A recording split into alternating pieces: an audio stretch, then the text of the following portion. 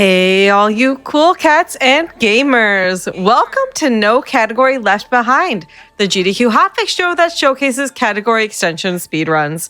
I'm your host, Nuclear, and tonight we've got two games here. We've got Returnal, followed by Final Fantasy Remake. But before we get started, Final Fantasy VII, I was like trying to think of the number, and I was like, I know it's a remake game. Anyways, before we get started, I do have a few announcements.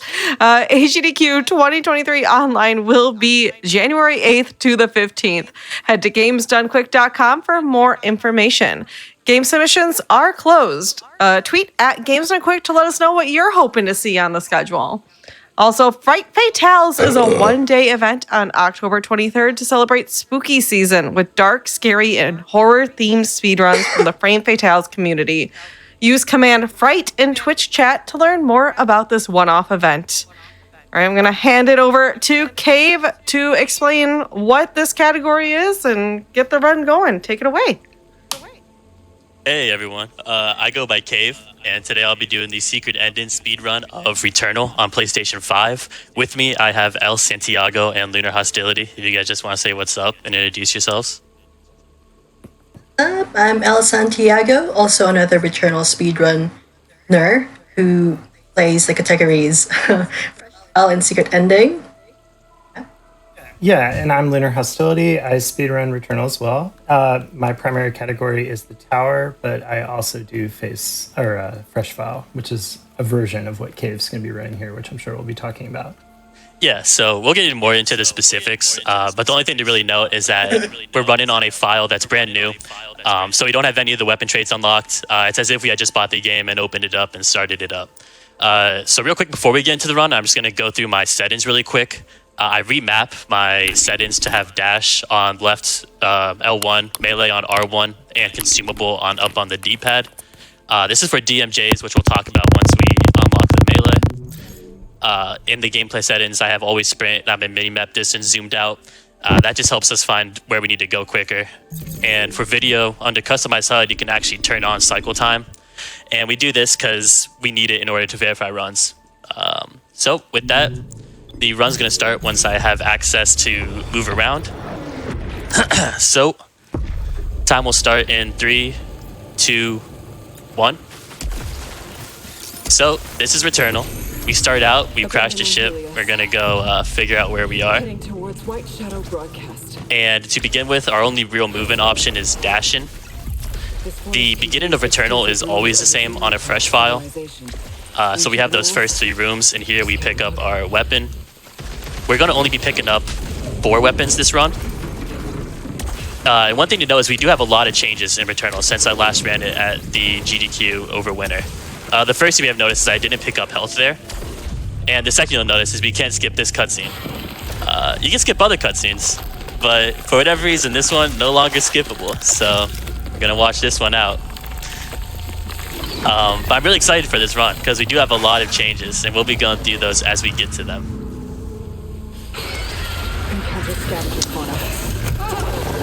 Primarily, I mean, we're going to see a lot at the very beginning. I think L's responsible for one of the small routing changes we're going to see in the next room. And we skip a mini boss fight that we used to do. You want to talk about how you found this, El? I mean, I know you're probably just messing around, but what was going through your head? What was going in my head was that, wow, I wonder if we can cut some time here, because I kind of just tripped and missed that jump, and I was like, yo, can we do that little curve over there? Turns out we can. Just depends on your angle. Yeah, so that quick jump I did where I jumped onto that tiny ledge and grabbed up, that's pretty new. Like I said, we've gone through a lot of changes. The Returnal community is pretty young as far as speedrunning experience goes, and we've recently gone through a pretty big influx of new strategies and runners that are committing themselves to trying out new things. This is the next thing from me, Kiwi. Usually we used to fight that boss, but we realized you can just restart the cycle and it'll bring you directly outside this room. And instead of fighting the boss, we just have to run through this room. It's the same every time. You can get better RNG where the door is closer to where you walk out, but instead of fighting the boss, you just went through that run room and you're dropped off right next to your alternating fire. So with alternative fire unlocked, in the old fresh file, it's where a lot of RNG came from. It's still prevalent in this run, primarily here when we pick up our carbine. We're hoping we get horizontal barrage. We got tracker swarm, which is okay. It's not shockwave, which is the big one. But with changes to different bosses that we've had recently, the alternative fire isn't as big of a deal as it used to be, which is kind of nice. But the trade-off is that the boss strategies are a little more in-depth and risky. As I'm going through this map, what we're looking for is the light blue door with a square outline. There, I cancel the falling animation by mashing triangle. And that just puts us right in the cutscene where we pick up the ability to use those little teleporter blobs. I know I'm explaining a lot. It's gonna slow down. I think there's just like Returnal throws a lot at you at the very beginning, and like for speedrunning purposes, it's a lot to explain. But we'll hit a point where it plateaus, and it'll be a lot less information intake and a lot less of me talking. But yeah, that's the reason we zoomed the mini map out, which is one of the settings I mentioned at the start. It's just so I know where to head as soon as I'm entering a room.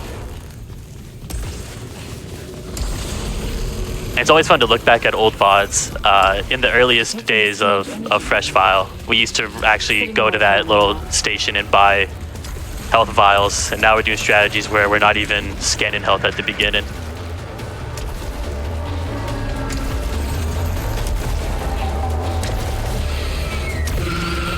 Are we going to talk about lockdown skip up here in a second? If we get it. If we don't get it, I guess there's not much to talk about. Because, I mean, we can talk about the absence of it, right?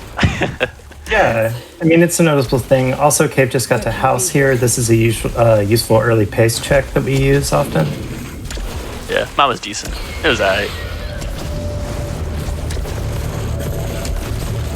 I'll also take a note that the door was right after house. Am I tripping? Did the lockdown not happen?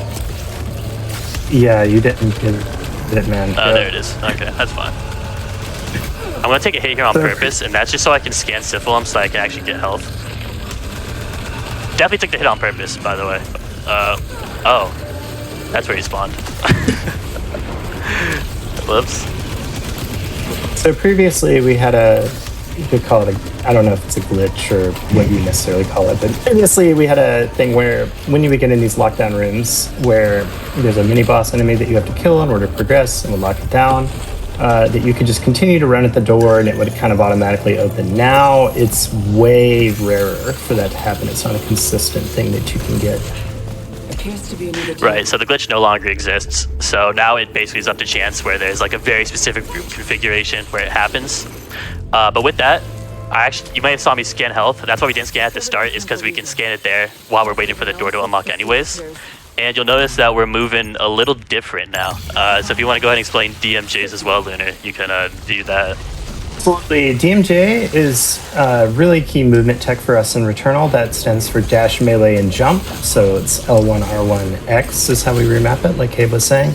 And it looks kind of like a bunny hop sort of motion, but Celine basically gets a whole lot of extra momentum and can go much, much further.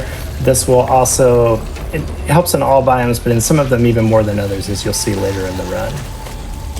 Yeah, like when we get to the second biome, you'll see that it's just like a good biome to practice them in. Because you have like a lot of open space to work the DMJs and just practice on hitting it as soon as it lands. Here we're really hoping we see the tree enemy and not bats. Thank God. I was not totally in the mood to deal with bats. So basically there's 4 different enemy types that can spawn in that room leading to this boss. And one of them, the enemies will actually like follow you down into the boss room. It's just like, it's really annoying. So happy that didn't happen, but now we have Freak, Freaky, Frike, one of the 3. And this boss actually had a recent development from Mikiwi. So what we do now is we, instead of dashing through the melee attacks like we used to, we actually just go for parries. So we time the melees so that we can not waste time dashing back, like you saw there. The time frame is pretty lenient, but it does suck when you miss it, admittedly. Yeah, Lunar and L, do you guys, have any thoughts on the boss fight? I'm gonna dash that one because I wussied out a little. Yeah, so the freaky boss fight, this is a major blocker for a lot of new casual players in Returnal. It can be a really difficult boss fight, but as you can see, Cave, we generally just get right up on Freaky underneath, melee, and try to hit our alt fires on cooldown. And the parry thing is kind of emblematic. You'll see it later on. There's been a lot of the development with boss fights around melee. I know L is the originator of some of those strats, if not most of them. But yeah, this is kind of an autopilot fight for us at this point. But the parries is really cool. That used to take quite a bit of time to have to dash back now, and instead we can just go right through it. I'm admittedly wimping out of a couple of the parries because dying here would be a real tough look.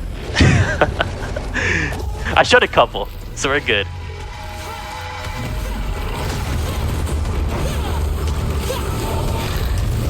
Yeah, like Freaky was like the great blocker for me in casual play. I was one of those people who were just gate so hard, and I don't know any kind of mechanics, but usually, once you enter the second area, you would probably know most of the mechanics of the game. So yeah, it's really all about trying to learn more this fight. One thing you might be noticing is I'm pretty much just standing right underneath the boss the entire fight, and that's because it's only like a handful of moves that can actually reach you when you're standing directly underneath Freaky. Which works out for us because meleeing is by far the best way to put on damage. But with that, that's the first biome. So didn't die. Good start. I have died to that boss in like speedrun attempts before. And it's a bit of a tilter. It really sets the tone for the night. It's not a good one. so clearing that is a good feeling. Didn't die and didn't get shock strain. Let's go. That's true. I mean, I don't know. Shockstream would have. Anyways, next we're going through here. With the key we got from that boss, we can open up this teleporter and get to biome 2. At the start, we're going to scan this item, which boosts our what is it even called? Do you know what the actual term is? The number on the bottom left went up, and it makes our weapon stronger. It's a calibrator. What is a proficiency? Proficiency is a thing that basically there's a series of statistical points that can kind of go across, give you various buffs in your weapons. We actually really don't keep track of those so much, and definitely in Fresh File where we're focusing mostly on the alt fires, but even in some other runs we're mostly looking for weapon traits. It's just kind of something generally to talk about. But because as you can see, it's like Cave was saying before, this is the best place to learn how to DMJ. It's just these wide open areas where you can just do it over and over again. It's pretty cool. But, yeah, the DMJ lets us. You may have noticed my screen started to turn a little darker there.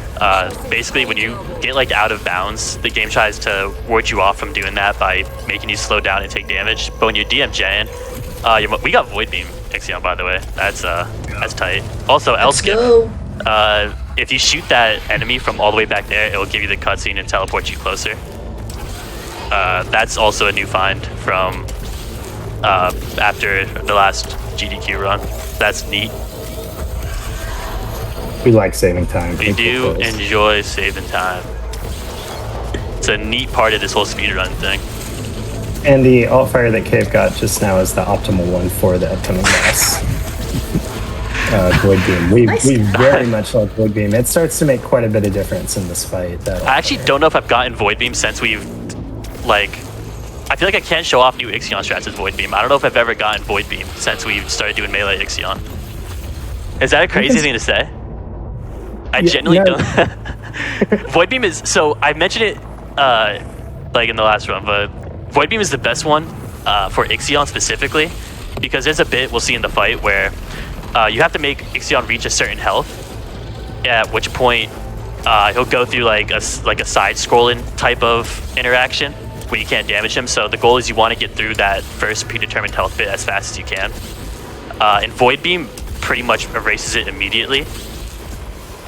And the strat we'll see, or maybe see, is to speed it up with every other alt fire except Void Beam.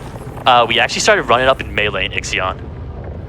I believe L was the one that came up with that. I finally summited. And essentially all that's doing is it gets us through that predetermined health quicker and lets us get to like the actual damaging parts faster.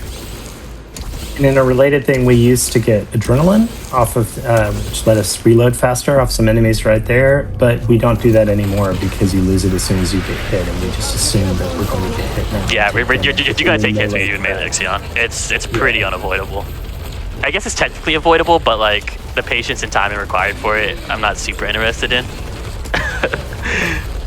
Yeah, we reset for enough, we're not resetting for that. Right. Which, I mean, again, that kind of proves the point that there's still a lot to be discovered in this game and improvements to be made. So if there's anyone that has a PlayStation 5 and enjoyed playing Returnal casually, would strongly recommend Returnal speedrunning wise. I think it's pretty easy to get into. We have a lot of categories that are good for beginners. And I think it's a hoot. So this is Ixion anyways. I have no game audio in my ears. Is the music playing? Do you guys have the game audio? I don't know. Anyways, this is the part we're talking about. I'm gonna use Void Beam and it pretty much ends this part immediately. So that's pretty goofy. The new strat that we do is you run up in melee and that helps you get to this health faster. But that's, with Void Beam we kind of just skip that. We do get to show off a little bit of melee Ixion though, which is nice. On the shotgun phase? Yeah, the shotgun. I'm decent at it, I think. I should only get it a few times. The reason he asked about the music is it's kind of hit or miss on current patch, but we can hear music. It's a bit of a meme. Sometimes you just don't get the music for this boss fight. And it's a hype track too, so. It's real good. Returnal in general, the music, they really, they nailed it. They figured it out. Music also has some interesting lore applications that I know when we get later in this specific run we'll be talking about. El, do you want to talk? I mean, I haven't got to show off the melee stuff, El, but do you want to talk about what made you decide to try it? I know you're a big melee advocate in general, but what made you decide Ixion is going down by my sword? So, basically, what was it? We're actually going to see it here. I did an all melee Ixion way back when, but back then I was too scared of this stage 3.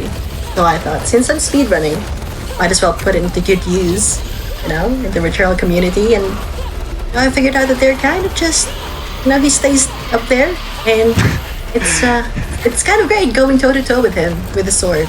Makes it feel pretty awesome.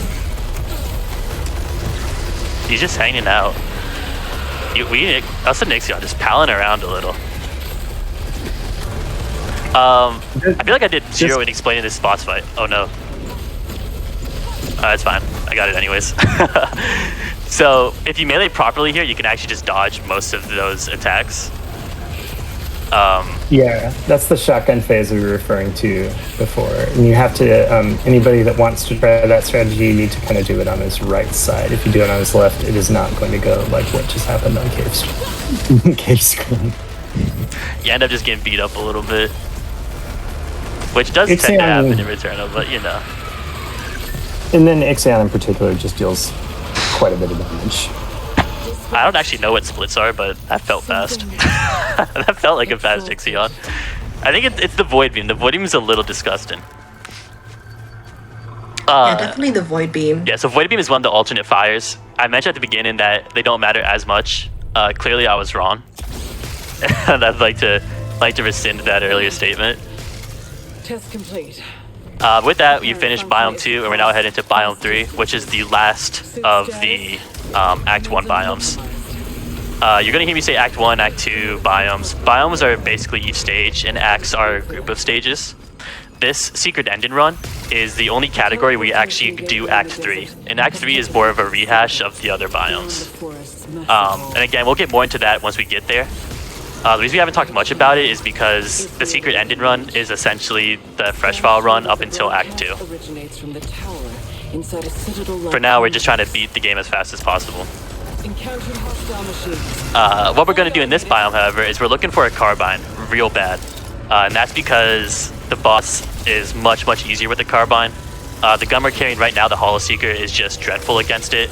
And pistol works, it's just like slower and annoying. So we're really hoping we find a carbine. Hopefully we get better luck than in the prior run. Or your last run. So yeah, Cape's gonna be checking all, like he was saying, and looking for attack. He's gonna be checking all of these chests, or as many as he can, that are not too far out of the way. That didn't happen though. That's never happened. That's the thing, right? Everyone close your eyes. Oh, that's not great.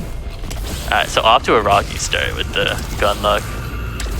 We're not gonna have a whole lot of gun opportunities on this path, admittedly.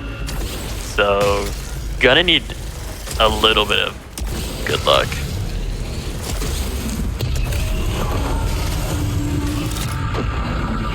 Good luck. Thank you. Yeah, actually, I appreciate it, though. That's fine. Not worried. Those enemies are not anyone's favorite piece of the set robots. A little unfortunate placement. Little bit. Those are kind of our nemesis in multiple game modes, multiple categories.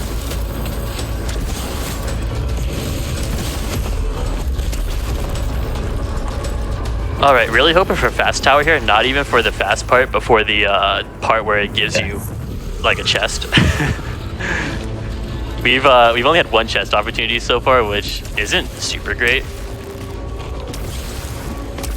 That was another example of DMJ allowing us to save some time there while the bridge was extending. Cave's able to just go ahead and jump and have it preemptively kind of extend there. We got slow tower. That's unfortunate. We got slow tower. We have like one more chest opportunity, I think, with slow tower. So It's the we one behind might the be getting turret. pistol nemesis, which would I'll find a way to comfort you. isn't super fun, especially if we get nemesis glitch. But you know, that's how it goes. So You gotta though deal with what you're given. even though Cave has a Hollow Seeker, you are guaranteed a pistol vote for every boss. It's kind of like a consolation prize, unless you've gotten something else. So that's the small side, is you will not be having to do it with the Hollow Seeker if we don't get Carbine. The Hall Seeker just does like 0 damage to nemesis for whatever reason.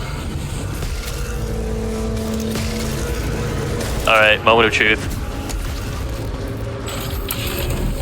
That's so sad. Oh, no. There's that one down there under the turret, but it's way out of the way. All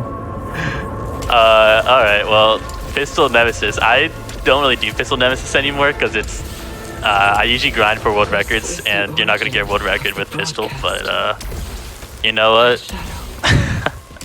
We'll make do. That's what we do. What is the truth? So nemesis is a really cool boss fight. I'm actually gonna check to see if I like that one a little more. How can you know? I was spoiled with choice. All we're doing for nemesis is aim at this middle part, try to hit all our overloads, and use our alt fire on cooldown. And a lot of the attacks can just be dodged by going back and forth and having to dodge back through occasionally. Really hoping we don't get nemesis glitch here, because with the carbine it's fine. With the pistol it's a little less fine, because you can't be as far away. What Cave's referring to is on current patch, this boss has some major glitches, especially in co-op, but also that affect our times in the speedrun. As he was saying, if you have the carbine, it can sometimes really not make a huge difference depending on where Nemesis is, but you'll know if we got it or not in the second phase after Cave finishes this one. Yeah, you'll know whether for sure. whether the platforms break up or not. There's kind of this motion where clearly they're supposed to and then they don't, but that's not going to happen, right? Nope, it's gonna be perfect nemesis.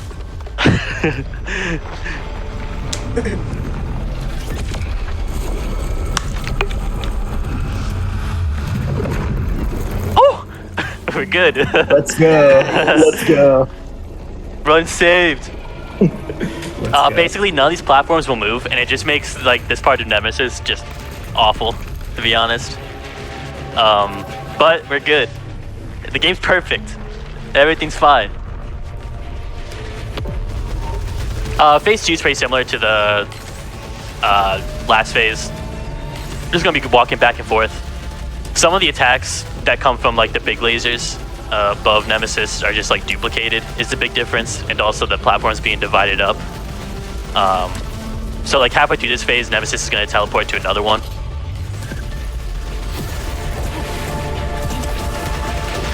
But yeah, if I'm not as talkative, it's just because like with Carbine, I can kind of the fight's kind of a pushover, and you can do whatever. With Pistol, I'm button mashing currently. I'm not holding down the trigger because if I held down the trigger, the rate of fire is significantly lower. Trigger fingering this fight is a bit of a killer on the wrists. So. Yeah, it's not super fun, which is another reason why we strongly prefer having the Carbine. Carbine, you just sit back, hold it down. Are there still blue bolt? What's going on? Yeah, that happens now sometimes. Anyways, it also makes phase 3 a little tougher. Phase 3 with the Carbine, you can sit all the way in the back and shoot Nemesis from far away. With Pistol, we don't quite have that luxury. We're actually going to have to participate a little bit in the whole like thematics of the boss fight. So we're basically going to be hoping for good platform RNG so that we can get up closer to pistol range. Because as you can see, I'm not getting the hit marker from this distance. Thankfully, we do have DMJs, so we can clear some of these and get a little closer that way. That was actually insane platform luck. I was gonna say that. That was actually really nuts. I don't think I've ever gotten in pistol range that fast before. But then on top of the time loss from getting that much closer, it also means that Nemesis is going to hit us with the social distancing slap again, which the whole animation of her going all the way to the back is going to make it. Yeah, we lose time, but then we have to, take time running back up here. It's a mess. Whoops. I haven't seen these attacks in a while, which again is a part of not having to do pistol Nemesis. When you sit all the way in the back, these attacks are coming directly from Nemesis. Don't happen. I think I'm actually far away enough that it's not going to blast me back.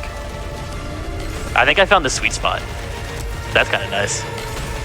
Elle, is there any reason why you haven't developed a melee strat for Nemesis yet? It's so difficult. You only have one chance. You only have one chance. Oh no! Throughout phase 3 to melee it. Whoa! Let's go. So it was about to blast me back there, and I think with the last bullet, I cleared it. That's actually pretty high. That's sick.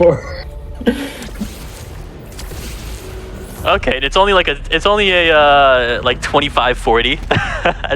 That's a reset if I'm doing fresh file, but we're live. We're doing it live. Again, we base our leaderboards off of the in-game timer that you see in the bottom right. So I'm adding like around 145 to my times because that's how long it took that first section before we reset to skip the mini boss. I think my PB is like a 23:23 and in Act 1, so we're 2 minutes behind that, that's fine.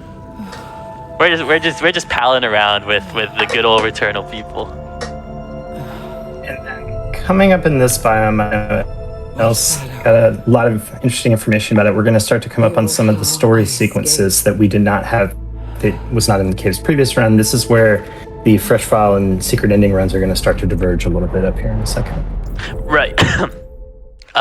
So basically, excuse me, water went down the wrong pipe. When in fresh file, we don't do any of the house sequences, which is where a lot of the story in Returnal happens. For secret ending, you have to. So I think it's kind of fun. It's a very different atmosphere and type of gameplay. And as Lunar mentioned, Elle's got a bit of a dissertation to go through when we go through all the houses. So if you want to figure out the story for yourself, close your ears and maybe your eyes. But otherwise, Elle's got a pretty sick backstory because Returnal is very vague in nature with the story. I certainly did not understand it with my pea brain, but people in the community did a good job explaining it for me. So here we're going to pick up the house key and enter the house. No. My home. So my part. So the house is like an integral part of Returnal storytelling. So again, spoilers. So the first house scene mainly introduces itself in its base state, setting up locations of items. There's always a structured way to proceed with the house. In this one, it's clicking the picture frame, the box, and the curtain. But impossible. And because of the structured way we're exploring the house, there are a few scenes that we will miss. Taken after In that spot where Celine just picked up the picture frame, there's another hallway that leads to a door to the basement. If she approaches that, she would comment that it shouldn't be open, but the door closes itself. And that would be quite important later on. Then upstairs, there are 2 bedrooms that she can interact with. The first door by the stairs, Celine would be quite hesitant in opening it, which again is going to be important later on in the other house scenes. And the second door that does open when she is going to be knocked out here for a bit is going to be a metaphor for her unlocking her memories. And every time a house scene ends, the game gives you an artifact as a reward, as long as you pick up a box that, as you just saw Cave pick up. And as always, the first house gives you an astronaut. And it's something that will never let you go. So as Elle briefly mentioned, in each of these house sequences, there's a lot of different things you can interact with. However, there is a quote-unquote shortest path, and that's just the items that are required to interact with in a certain order that'll get you to the end of each of these house sequence quickest.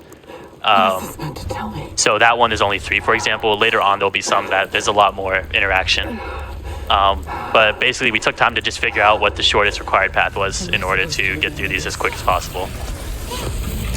And here, those enemies that we skipped past earlier all appear as we were messing around in the house.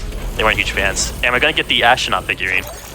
This is super sick in casual playthroughs because it revives you when you die. And here, it'll let me be a little more dangerous with the Hyperion fight. What'd I get? Okay, nice. We didn't get Pylon Web. So we don't really care about weapon traits too much in this run, except for Pylon Web. If you've ever been in one of my streams, every time I get Pylon Web, I actually have an entire PowerPoint presentation I go through that explains why I hate Pylon Web so much. It's just a disgusting weapon trait, and no one should enjoy using it in any scenario. It's terrible. And if you do, you're a sicko, and we need to have a talking to. But anyways, we didn't get it, so we don't got to worry about it. Within Biome 4, we're looking for 2 keys in order to open the boss door. We got no lockdowns in the first one, which is sick. With the new patch, with the removal of lockdown skip, the biggest issue in Fresh File and Secret Ending runs became, if we get lockdowns in these biomes, we actually gotta fight through them. So a lot of RNG to get in a good time is just hoping you don't get lockdowns, like this one. So what we're gonna do is just clear out the enemies as we wait for the lockdown enemy to spawn. The lockdown enemy is usually the one that's spawning in, and we have to kill this one in order to progress. This one puts up a shield. This is a quick. Oh yeah, go for it, though. This is a quick side note. Don't forget a key. Don't forget a key, thank you. You're right, key is important. It's not like super necessary, but it makes the run a lot easier. So yeah, let me look out for one. You can find keys because on the mini-map, there'll be a dark blue triangle, right?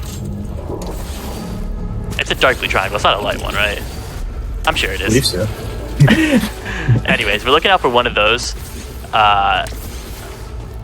because it lets us pick up a piece of equipment that we normally don't pick up.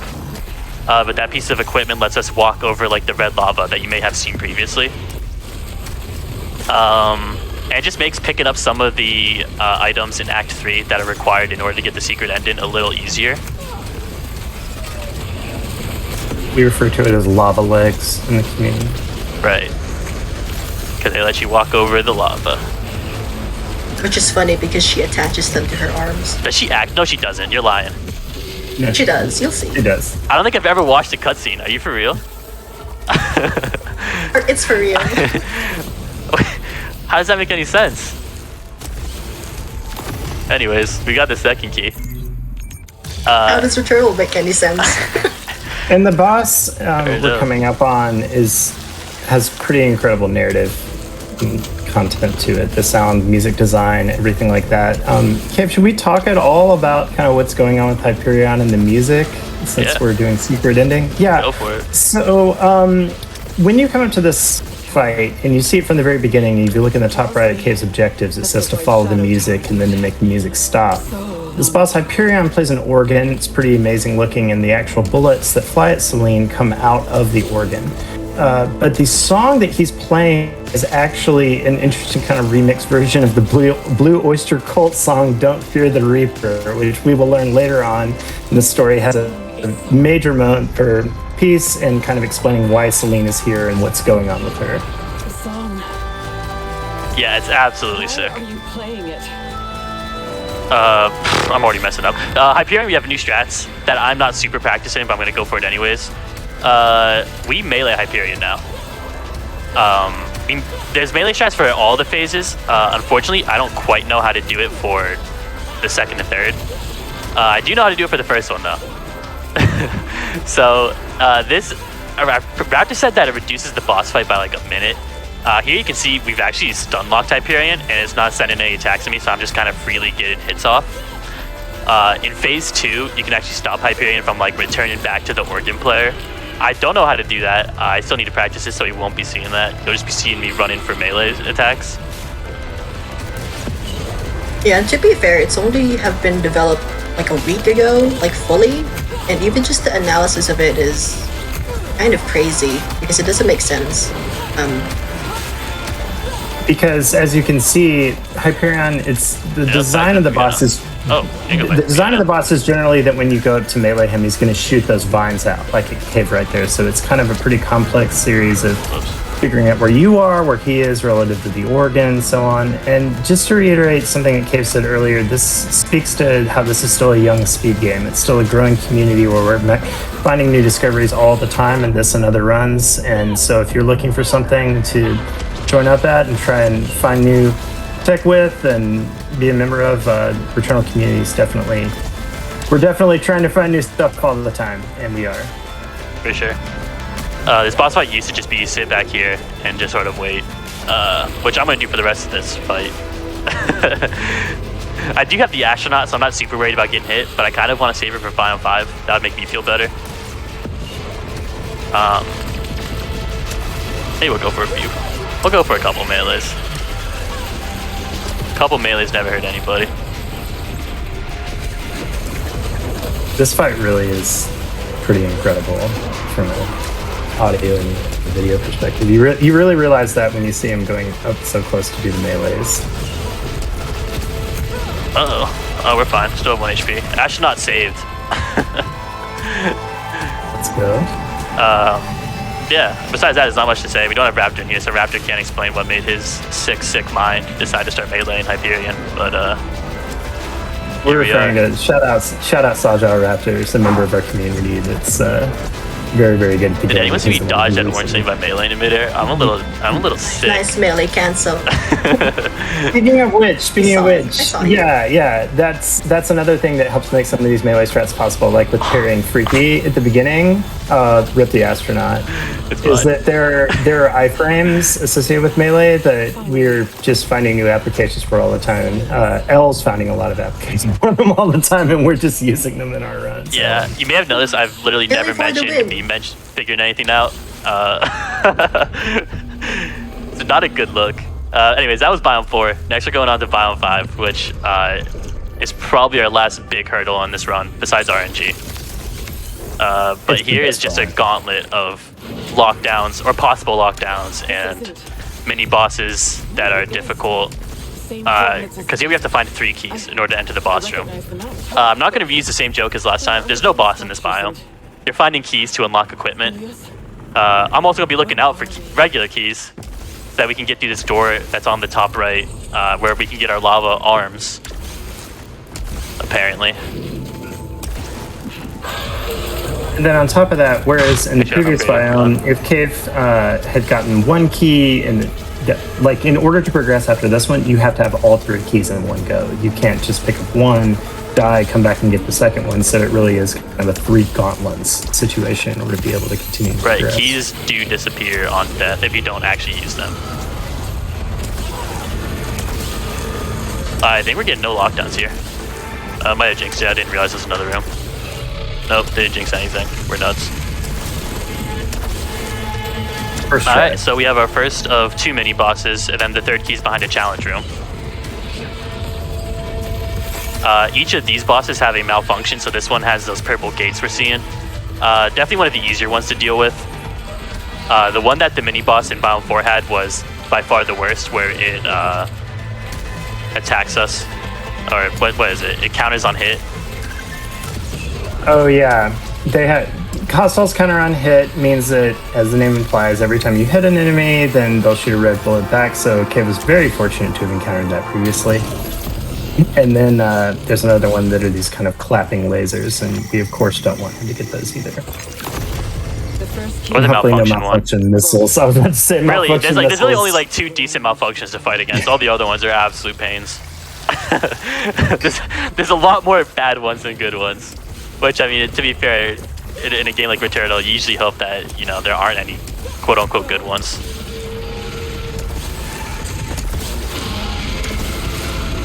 Still doesn't look like we have any keys yet, which is fine. We got a little time.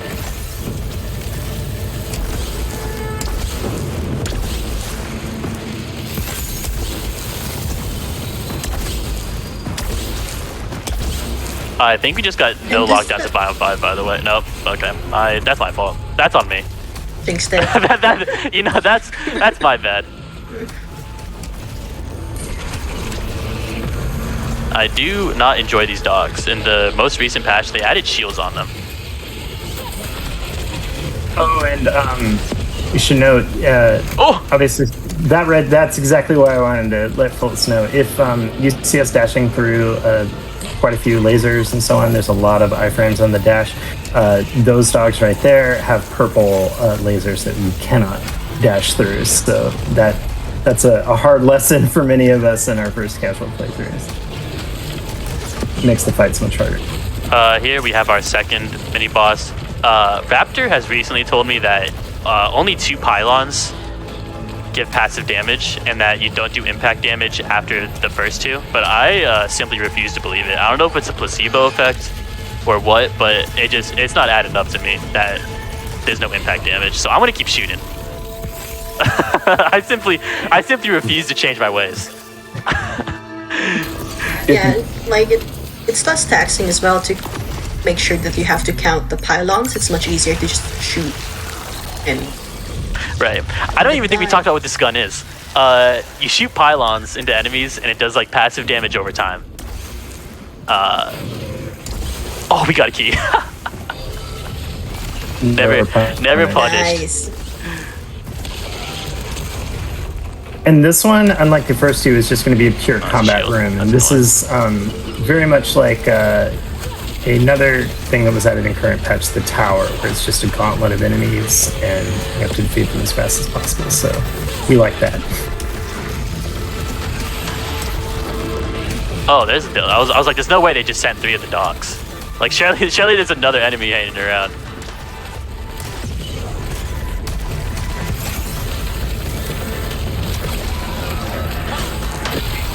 Man, the Severed is always so great, especially obviously biased. Yeah, hit us One of with the the greater severed lore. enemies I in the actually game. don't know if I know what the severed lore is, so I'm curious to. This will be learning for me also.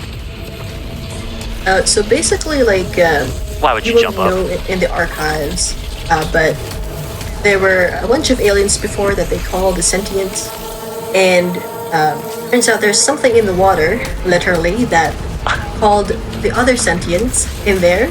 So they go in and go into the water, and when they came back, they have tentacles for arms and all that nice stuff, and they've kind of just lost their mind. They're disconnected from the hive mind, which is what the sentients are, and yeah, they've become dissevered, and they're just painting ciphers and making glyphs, and yeah, that's mostly where the story comes from in Returnal. Ways open.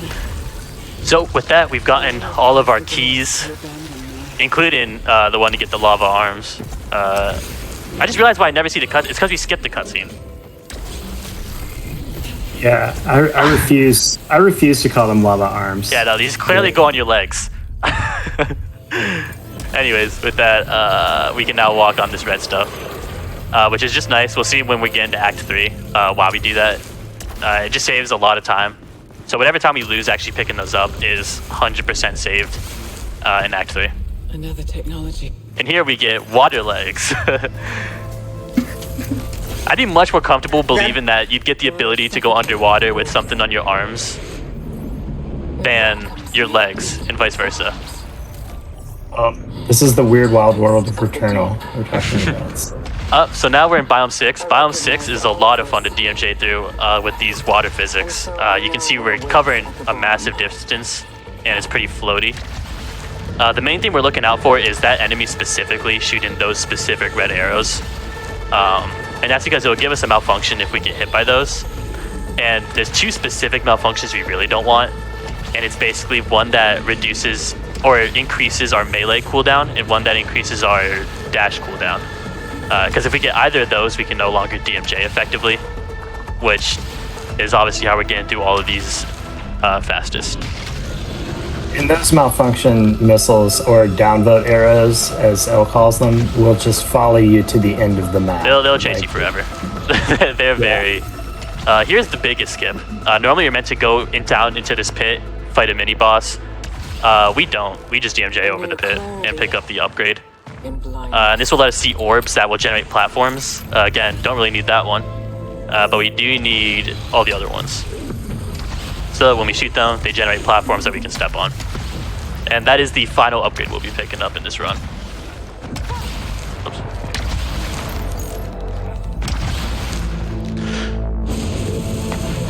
With that, we just have to pick up a key, and then we have our last boss fight, and then we can get into Act 3, where Secret Ending really becomes a completely different run. And it's not just Hyperion, by the way. I think we're maybe going to be getting into some of this later with some of the lore discussions, but it's not just Hyperion where it kind of is mirroring, you know, some other aspects of lore. There's a reason that this is all occurring underwater, and I think Elle's probably going to get into some of that later on, but the whole game is very deliberate in terms of the environments, music, and the sound, and how that's going to reinforce key aspects of this. Did you guys see that orb was like turned off? Have you ever seen that? Oh, if any of these could hit. No, actually. Usually I see it's like the big squid thing. No. The one you said was the horse teeth underwater. Yeah, look, I want to recant that statement from GDQ. They're clearly not horses. I don't know what I was thinking when I said that. I would like to formally apologize to anyone who thought I was crazy when I said that. I realized I was. Well, you make some kind of sense because they have like the wide teeth. I would say more Minotaur. Reminiscent of I'd go Minotaur. I think is my new updated animal comparison for that one. By the way, it's kind of uncommon, but it can happen that the mini boss that was kind of guarding the key back there wakes up. So we're there. We go, malfunction missile. Where do they come from? They come from the other I side genuinely. of the planet. Oh, there's still more. The malfunction missiles are insane. We need to get it back. We lose obelites when we get hit. That's fine. We don't. Downvotes from across the nation. I genuinely can't figure out where that one possibly could have came from. I don't even remember the last time. Maybe from where we picked up the key? Anyways, this is Ophion. Ophion is a bit trivial, admittedly, as far as boss fights goes. Guardian of Hades.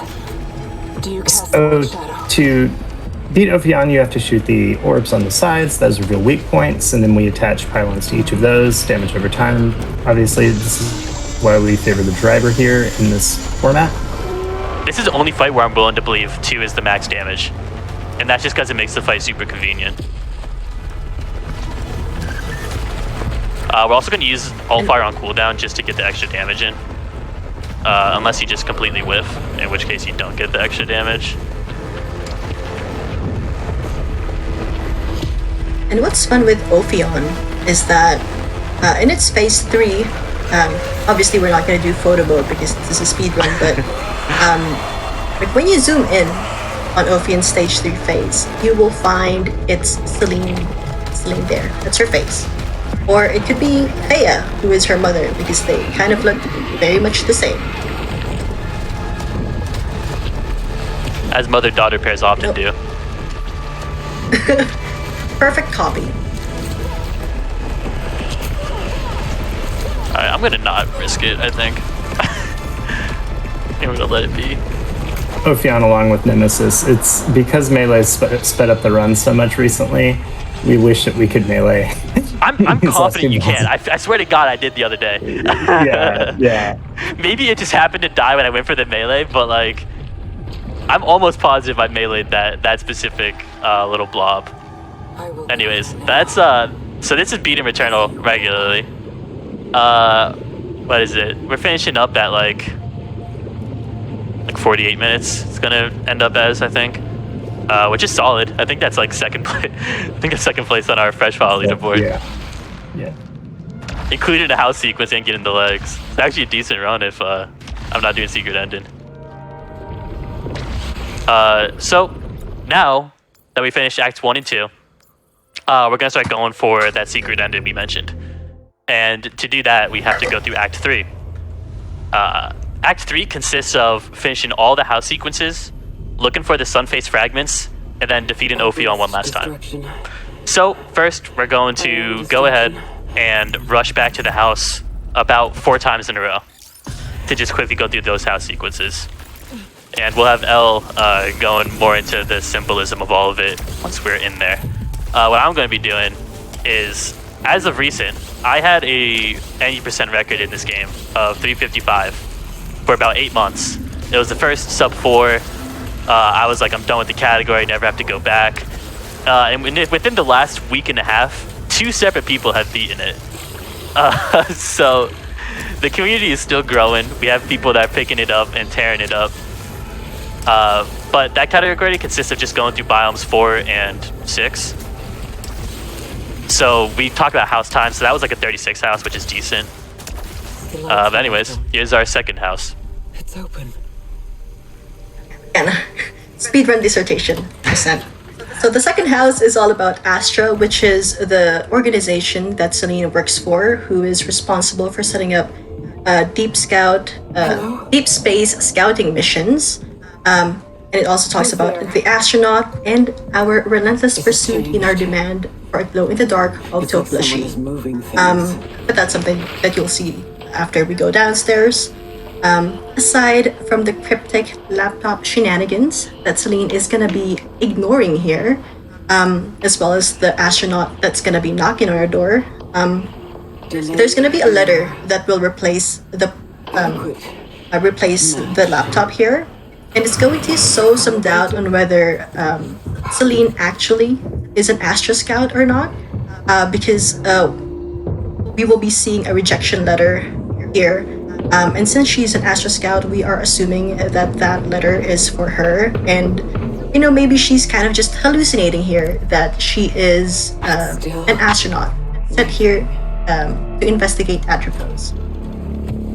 And, you know, since again we're speedrunning the house, what's not shown here is a book. So there's a book here that you can read that kind of foreshadows what will happen in the house. It also, like, not only for this house, because it talks about the astronaut knocking on our door, but also future house scenes. Future house scenes. And the book is more about like talking about sci-fi. It almost has a sci-fi genre, and like if you do a deep dive, which you need to do, get it deep dive. You'll see later on. Once you do a deep dive, I've seen this before. wow, I lost my train of Regrettable delay. thought there because of the pun. But it's more it's more of the sci-fi genre, but the more you go on and read the book, it goes on and becomes more insane and more fantasy and mythological in its explanation.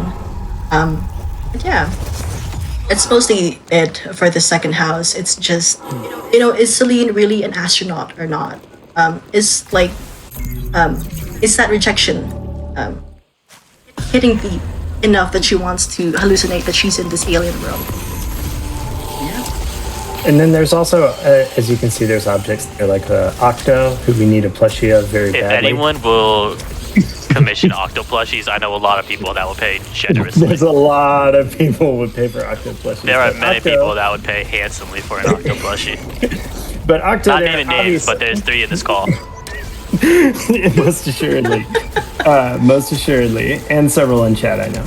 But as you can see, Octo, the doll, is obviously something that we saw a form of when we were going through Biome 6 earlier.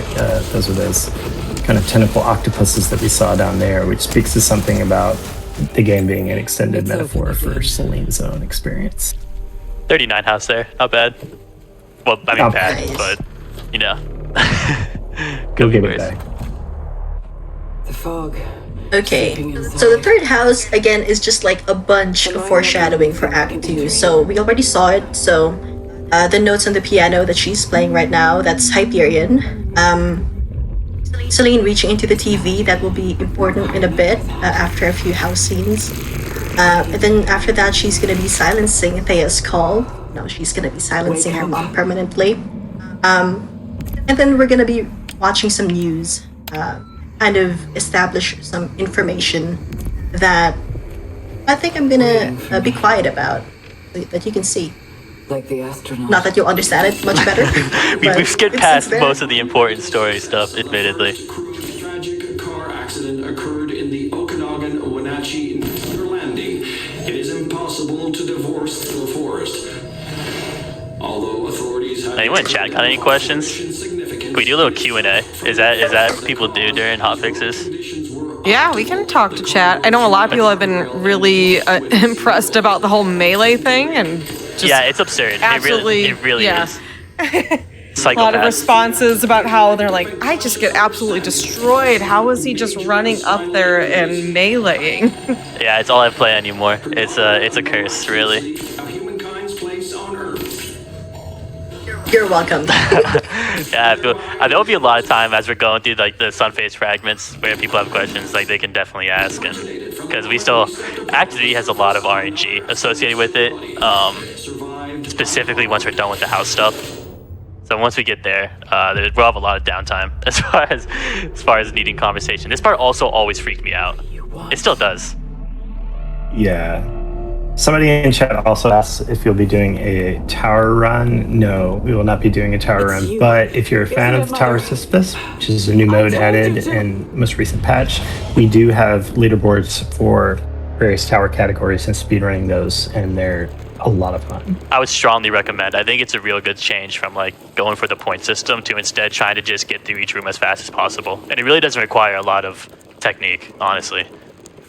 Like obviously it helps if you're like DMJing towards each teleporter, but you know, we have categories for phase 1, 3, 5, and 10.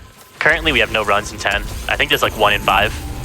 But the main ones have definitely been 1 and 3 that people run. And besides, you just need a Dreadbound. So If you're It's not not a acquainted skill. with the Dreadbound, we really don't get to use the Dreadbound in any fresh file runs, but gun's a little absurd. Yeah, in New Game Plus, that's pretty much what it is. Every Is, single run is just get a Yeah, Dreadbound. every single run is you DMJ immediately from the beginning, try to get down to 6 and check every chest until you get the gun, as we refer to it. And Tower's kind of an interesting extension of that at this point, the speedrun. 42nd house. Alright, we're getting worse. each house is just getting worse. Alright, I'm sure this is a big one now, so you can go ahead and take it away. So the fourth house, we're gonna be playing someone who is playing Returnal on the PS5. Because we are now the child, and her name is Helios, the sun from Greek mythology. So what's kind of fun here, we're gonna be skipping it again. But in the fourth house, in Helios's room, there are a bunch of toys. So there's an astronaut. Look at, he has a watch. There's a two-way radio. There is a spaceship model. And basically, like when you scan it in the world, the databank gives an information where it says, "Oh, this is a foreign object. I don't know what it's made of." Like it's a toy, but it's like there's some part of Celine that's going. That is not a toy. That is obviously an artifact in this alien world. But yeah, you know what? It's fine. Celine's just having a hard time. But here, you know, everything's just gonna be just fine. We're just gonna be going to the kitchen, having a dinner with an astronaut. And in which case, our dinner is gonna be 3 pieces of cereal. And this is the part where I go, we should call Child Protection Services for Helios. But other than that, another fun fact, I guess, here is that when you zoom in as Helios, what you'll find is that on the astronauts, like visor, reflective visor, if you zoom in, there's gonna be like three points, like three dots of light instead of Helios' face for some strange reason. But those three dots are almost like what they call the transcendent watcher in the deep below, or chaos. You'll see it in a few cutscenes if you weren't skipping it, but unfortunately here we have to skip it. Yeah, after this, it's just more focus on the neglect Helios is feeling.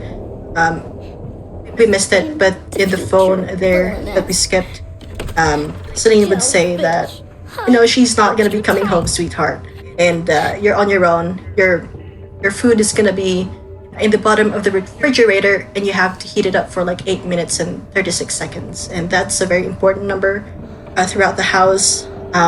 That's the time where the crash happened. It's also where Helios has said that, do you know the white shadow? And then kind of Celine just moves the visor, not the visor, but the rear view mirror away, just to show some bit of spicy neglect here. Yeah, it's just gonna be a little bit of a scare here, so just a little warning. And the astronaut. I mean, it's just a hug, guys. Also, we keep referencing a car crash in Helios and like a kid. We skipped all those cutscenes, so there's zero reason for you. if you don't understand the whole crash and child, we skipped those. Unless you played the game, there's no context. It's a foundational lore scene. I understand all of this. Sorry about that. Ella, feel free. You can narrate it if you want, or I can do it as well. Apologies, chat. A crash. There's a crash that happens. Assertive. They veer off into the water after seeing a white shadow. Actually explains a lot of things. I feel like I've been. So yeah, okay. So there's a car crash that's central to the entire thing. There's debate about there's one or there's two. I know Elle has a pretty strong case for two, but regardless, there's a cinematic that occurs when you beat the game of Celine driving a car with Helios in the back. They head up to a bridge. They're in a forest at night, and then, as Kate was saying, sees a white shadow, which is the astronaut, veers off to the side, crashes, and then leaves the child to die. Seemingly, unless I'm incorrect, other folks in here. And so if you think about it that way, looking at the environments in each one of the biomes, they actually mirror that entire sequence of events, right? So she's going through a dark forest that kind of broadly ends up with one. I actually don't know exactly what's going on with Act 2 relative to that, but I do know the bridge in Act 3 is... My house is getting worse, by the way. Yeah, I'm trying to not focus on that. But the bridge that we extend in the third biome is similar to that bridge that they crashed across. And then while she's driving the car, as you see right here with the record player, she's listening to Don't Fear the Reaper during the car crash, which is why we have that music associated with Hyperion. And then obviously in biome 6, it's underwater, and she's going deeper and deeper to try and find the answer to unlocking her whole situation. And that mirrors the fact that car crash went into the water along with Helios. And I might add, that's why at the very beginning of each run, when it says Helios abandoned, that's referring both to the ship as well as the fact that she abandoned Helios in the water after crashing. Yeah, what's actually fun here is how the house is shrouded in shadows, but if you kind of look a bit closer, it almost mirrors like being burnt, which is gonna be irrelevant. Well, I guess like I can kind of just say it out like that. Basically, Celine like really resents her mom, like hates her, and it's more about like the tower lore here where that's expounded on. I think Lunar can talk more about that, but basically Celine has reached her end of the rope, I guess, and so she kind of locks her Mom in the basement locks the door and kind of set the house on fire. So, moral of the story is, I guess, be nice to your kid. And other than that, you can see that Helios entered the TV, and the astronaut is gonna put their hands in. And guess who put their hands in also earlier? I wonder who. I feel like we're running on real good vibes. Story's a bit of a downer, huh? Yeah, it's unfortunate. We talk about that. Story's a bit of a downer. Every once in a while, I'll do a vibe check and say, we get a quick vibe check in the chat. Yeah, what are the vibes like? There's people in chat talking about the Jacob Geller video as well. That video is fantastic. I would 100% shout out watch. Jacob Geller. If you guys want to watch a really solid breakdown of kind of everything we're discussing, it's a great video, kind of breaking down some of this lore in further detail. And there's the ship crash that's supposed to mirror the car crash. So with that 5th house sequence done, we're now moving on to collecting the Sunface fragments. I'm sure Elle or Lunar could describe the importance of the Sunface fragments. To me, it's just a tool to finish the run. I'm not quite sure what it represents, but what we're going to do is there's one in every single biome. So we will be revisiting each biome and collecting these fragment pieces. A couple of them are very RNG dependent, specifically biomes 1 and 6 and sort of 4. 4 is never really a huge issue though. But this is where the secret ending run is kind of made or broken, is how quickly you can get these pieces. Missed the Cathonos skip. Hi, Cathonos. Is that... What's the name? It's Cathonos, right? Yep. Okay. Yep. Everyone say hi to Cathonos. He's a nice boy. Alright, so basically we're going through each optional door to look for Sunface fragments. The only significance for the Sunface that I have, before Elle, I'm sure, explains it comprehensively, is that you can see the Sunface fragments. Oh, let's go. Holy cow. I lost world record last night because I had to reset this biome like twice to get it. Obnoxious. But, is that you can see the sundial kind of sculpture thing to the left on the staircase going back up after the cutscene after Nemesis, and I think that's some other parts of the game. But so you're getting 6 fragments of those to, I believe she says, ignite the sun. Yeah, so which is so like the important thing is here is that to understand is that Celine is in denial that she caused the crash. But because, we had that cutscene in the 5th house, she kind of realizes, hey, I'm the cause of everything.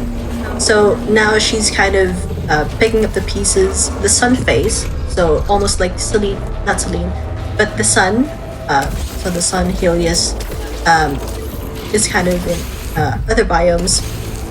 And, she's putting the truth together, and trying to visit the house to set it aflame. Which is why you ignite the sun. I almost lost this tower. I usually look right first. I didn't think it was here at first. This might pick up the lava legs, by the way, is for this fragment and the fragment in biome 4. It just saves time, where instead of falling through, you can just walk across. Almost remember its warmth. Should also be noted, if you've not done it before, if you haven't seen it in your own playthrough, look up the astronaut is often watching in areas you might not expect while you're running through these areas, which kind of mirrors some of the things that we were talking about. But I know in the B2 shop, Biome 2 shop, sometimes he's up there at the top looking down at you, and it's kind of like hidden, so the lore stuff's really just strewn throughout the entire world in the game. Yeah, super cool. I would strongly recommend, if you have a PlayStation 5, would strongly recommend Returnal even casually. It's absolutely fantastic. Summit again. And also not to give up. You can beat it, I believe. Apparently there's like a bizarre percentage of people that don't even get the sword. Oh, that's why they give up. That's why they give up. Why aren't they just meleeing everything? The sword is really powerful. If you're struggling with the game, the sword is very powerful. You saw a kid using it in the boss fights, but outside of the fights, because we fight as few, obviously, since we're speedrunning, we fight as few regular enemies as possible. But the sword really is very powerful, and it's used to great effect in Tower, I know for a fact. This Sunface fragment piece is one that's always in the same place, so not much to really worry about. It's just trying to get through this first bit as quick as possible. We can probably start taking questions now, because the rest is just we're running through collecting fragments. Or if anyone's got questions or chat has anything to say. Nice or mean, I can handle it if you want to be a little mean. Just a little though. People are asking about how long a casual playthrough of the game takes, typically. I feel like I don't have a good answer to that. Because the whole reason I started speedrunning Returnal was because I beat the game in like a day and a half after buying it. And I liked it a lot, and I wanted more out of it. So I decided to look up what the speedrunning was like. And now here we are. So I don't know, I mean, Elle or Lunar, do you guys have an answer? I picked that up, right? I remember, so they used to not have the ability to suspend cycle, which is when many of us played it before. You actually had to put that's a fun fact for folks that are newer to the game that don't know. You used to have to put your entire system in rest mode in order to be able to actually like pause the game. There was no save feature at all. So I think that might have influenced it, but it took me maybe like a week, something like that. But it's it can be difficult, but you can definitely do it. It's very, very doable. People, if you have experience in Souls games, things like that, it's very much there to teach you how to play the game each time very deliberately. And then, Yeah, like for me, sorry, go ahead, Elle. I'm using the like the in-game timer, so it's like 22 hours to beat Act 1 and Act 2. With the platinum, it took a bit longer because it's RNG dependent, but it's my first ever platinum game, which is fun because I've never really, added games or speedrun it. Like Returnal is the first for a lot of A lot of people in our community, it's the first game. It's mine, it's Elle's, I want to say it's Raptor's. Raptor, who has like most of the records currently.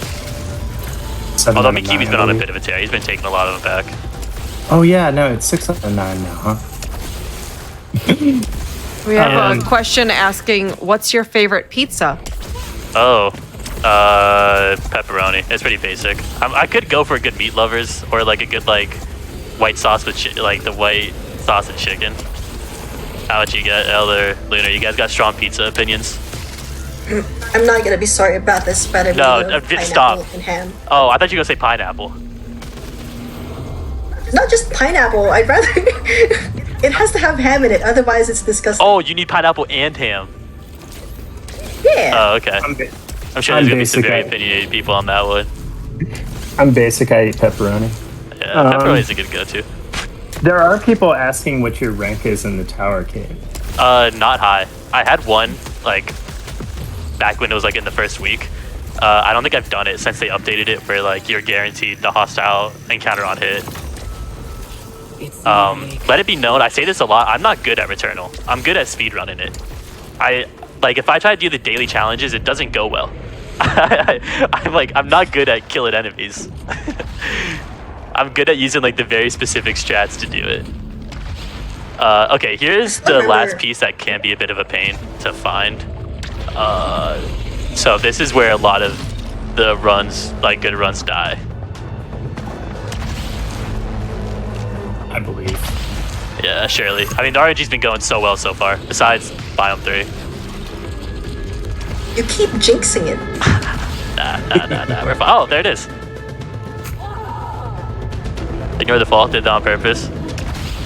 Tactical fall to get the enemies displaced.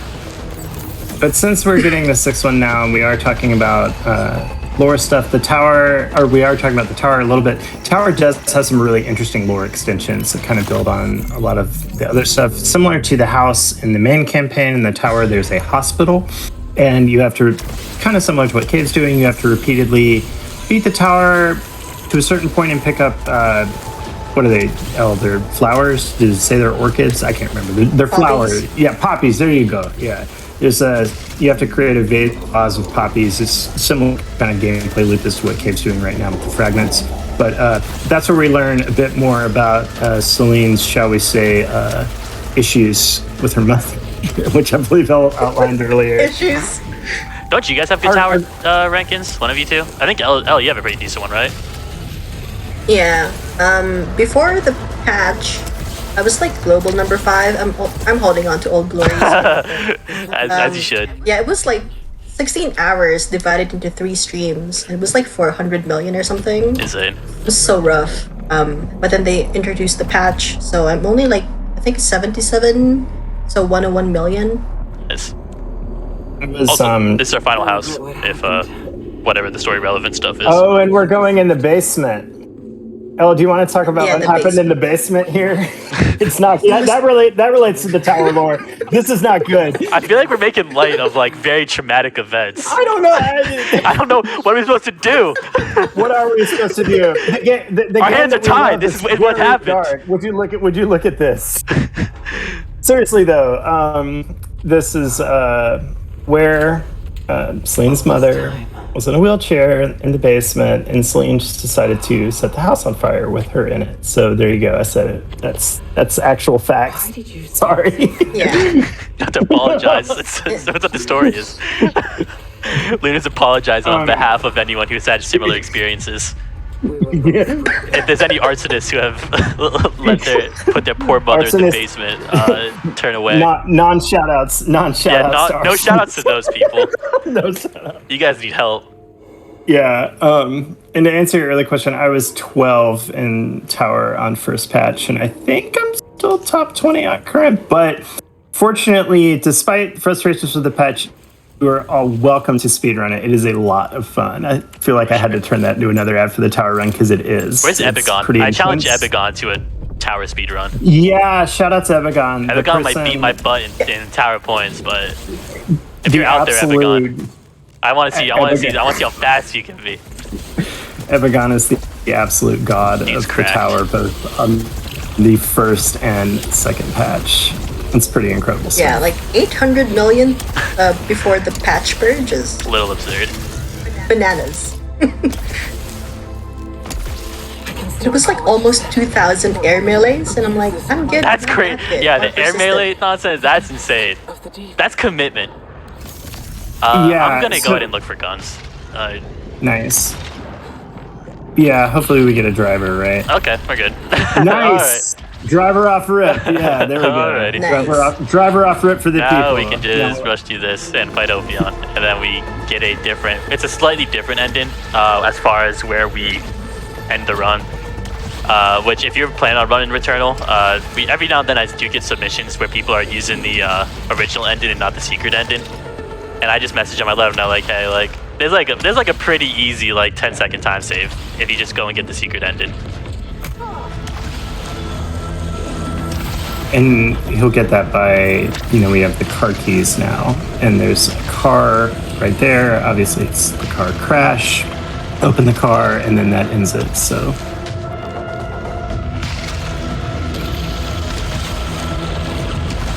Yeah, basically Yeah, just rushing back to Ophion to go kick his butt one last time. So far down, it's impossible to see the sun. Anything else The in the line chat she going says on? when- Any other comments from you guys? the line she says when she goes in this last fight's pretty fire, too, by the way. That mental trauma goes crazy. Anyways, I was gonna mention this at the end, but since we have a little downtime, if there's anyone that's like really nice with speedrun.com moderating, hit me up. Our leaderboard is in desperate need of an overhaul, and I'm way too scared to like lose runs doing it myself. So if there's any talented moderators out there, hit my line. Because boy, do I have a request from you. It's because of the patches. Patches kind of made our categories wonky. And with PC, will be coming out at some point. It's also going to make it a little I crossed complicated. light But years I did of see some anguish. people in chat mention about PC. Yes, there is a PC version on the way. We don't know when. There's an Give it official to me. announcement of it, but there Oh, have I been missed. videos and screens and so on of it. Yeah, we do not have inside Do you think information. We did not know the day. Yeah, we have no idea. That'd be sick though. Most definitely. Do you think you'll be playing the secret ending here? Or I can skip over it. No, does it play Don't Fear the Reaper? I feel like that's a copyright issue. No, it doesn't play it then. Oh, I mean we It can. only plays after. What's the timer at?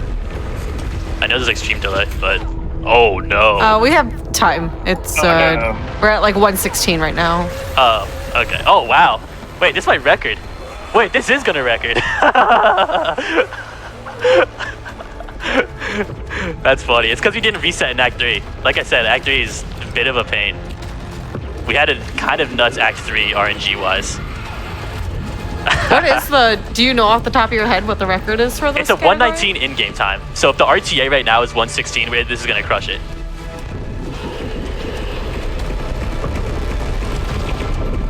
Regaining your Yeah. world record. Hey, Raptor, here. I'm calling you out. Out to the Netherlands. Raptor is in chat. I can If confirm Raptor's in chat, is if the in Netherlands chat. people are still up, I'm calling you out, Raptor. Raptor's Wait, he's Netherlands, right? Is that where Dutch people are Yeah, from? no, but he's Okay. here. That's awful. I feel that's real, like DAE American type stuff.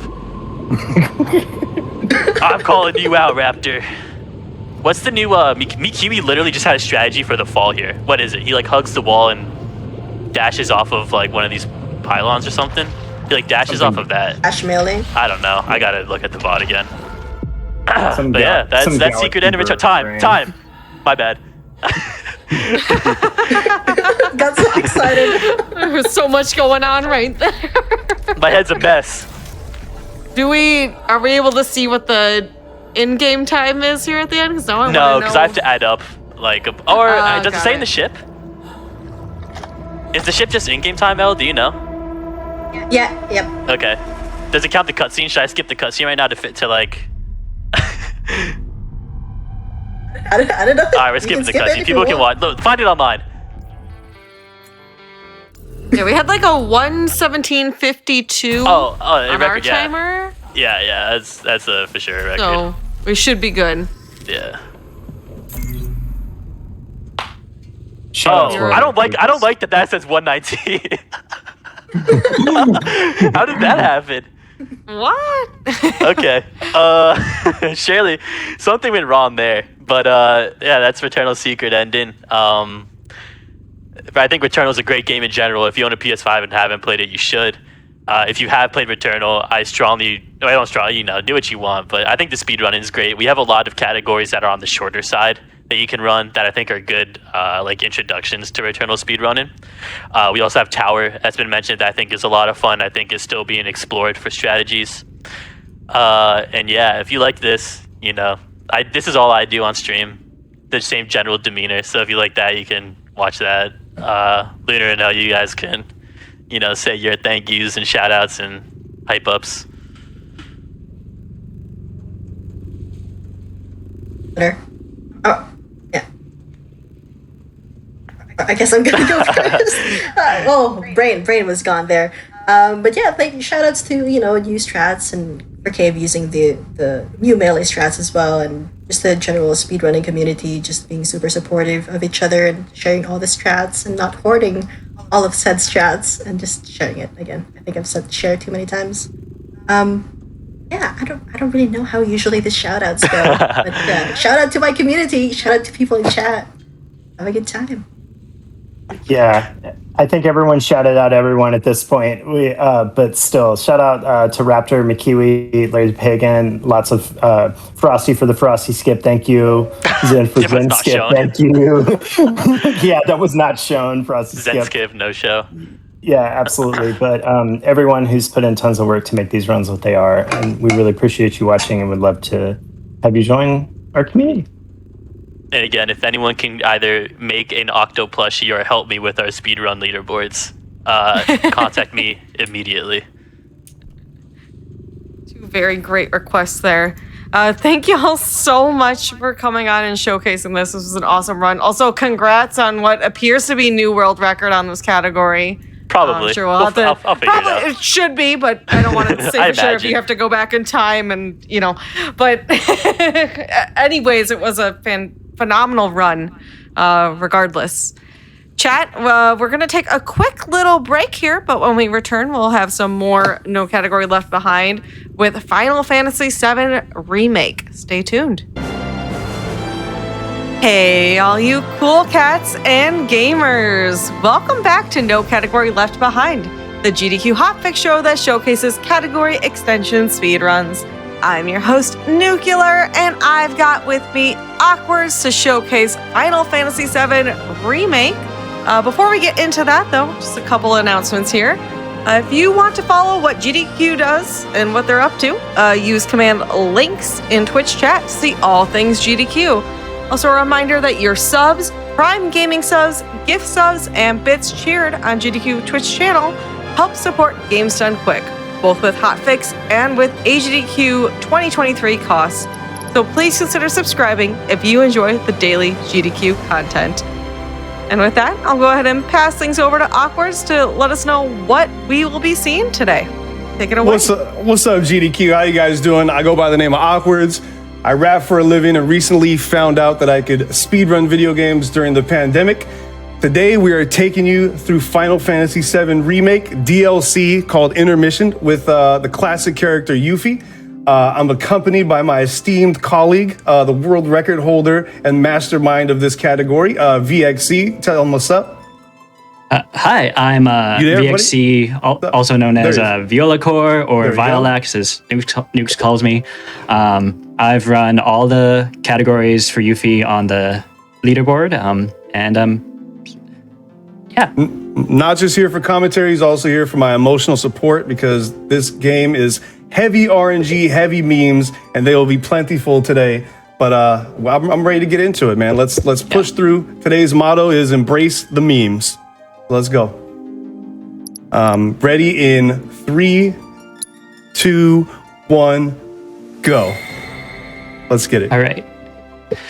So this first part of the run, we have to do 4 fights with a particular RNG element. After each fight, Yuffie will do a dance that takes about 4 seconds.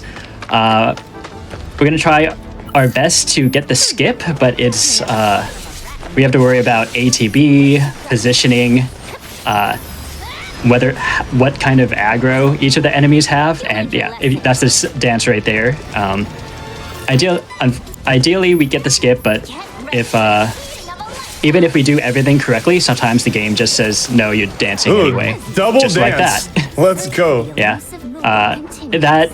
that one, Awkwards didn't really do anything wrong. The game just said, I think you should dance. Just felt like dancing. Nothing wrong with a little dancing. If you feel like dancing, you should post your emotes in chat because this game has a lot of banger music. Think you can take me? Right. So this one this is kind of a YOLO strat actually. And awesome, the Drake did not fly somewhere else. Yeah, we got lucky. I'm gonna do the save load as well if you want to explain that. Yeah, so we're gonna do a save load. It sounds exactly like what it's called.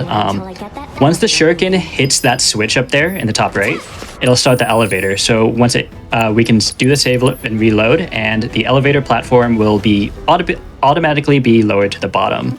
Yeah, not sure what kind of time that saves real time, but I just really want to showcase like what we would do in a real run. It does save real time on PS5. It saves a lot more time. Oh, this guy is really far away. This is gonna be fun. Yeah. It saves a lot more time in game.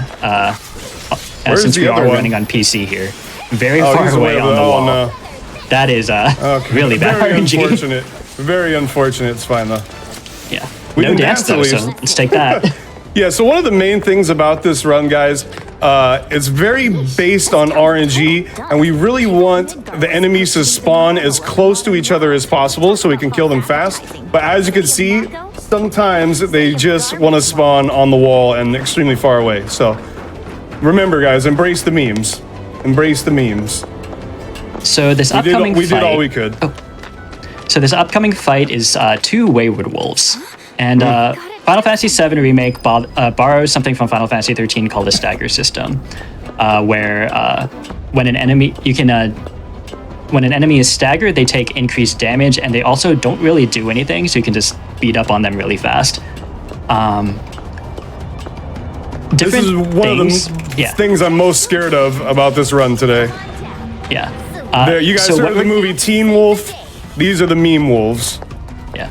So what we're going to do here is we're going to aggro the wolf on the left so that it charges at us.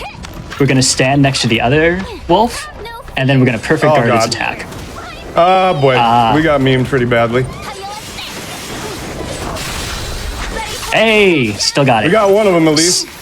No, you got both. Yeah, that was all right. So one of the quirky things... automatically threw at the wrong one. Thank you. Yeah. So yeah, one of the quirky things about the perfect guard is that even though you're only guarding one of the attacks, the hitbox hits both of them. And normally you'd have to fill a full pressure bar to put them into stagger, but that one just instantly puts them into stagger because it's easy mode. Yeah, and another wacky thing about this game is the targeting system. As you can see, I was pointed at one wolf and it threw at the other one, which can be very fun at times. So that's one wolf meme today. We have one more wolf fight later down the line. I don't want to get memed by both wolf fights today, so I'm going to try my best to get a good wolf fight. That rotten egg smell's gone. Must have gotten used to it. If you guys ever watch my stream, you know how much I hate those wolves with my entire being. Every thread of my existence hates those wolves. Talking to myself. City's getting to me. Now we're going to make our way into Midgar. This is one of the slowest parts of the run where we have to talk to a lot of people to progress the story. So It's we can also move where on. runs go to die. Why didn't you tell me before? You have to do this little slow walk, but after this slow walk is Fort Condor. Oh gosh. The Yuffie DLC revolves around this Fort Condor minigame. In the original Final Fantasy VII game, it's a tower defense game. This one's more of a tower offense game. Instead of defending from enemies, you want to destroy the middle tower. I know exactly what you're saying. There's going to be 2 side towers as well, but we can ignore those. All over me? In the easy category, we can completely ignore the 2 side ones, and if we get the units we need. So in the first draw, we are hoping for a red soldier, and then the second draw, we're hoping for a dog, a guard dog. So hopefully we can get that. This is one of the worst things of a one-try run, because normally we would reset if we get the bad RNG off top. If we You get can't good even on reset. This is like a straight Alt F4 situation to get out of the game. You can't even get out of it. Let's see what we got. It's manageable. No. Old school strat. Old school strat. We can't get the fast fight, but we can still do this pretty quickly. Yeah. Lots of tutorials when you play on this mode.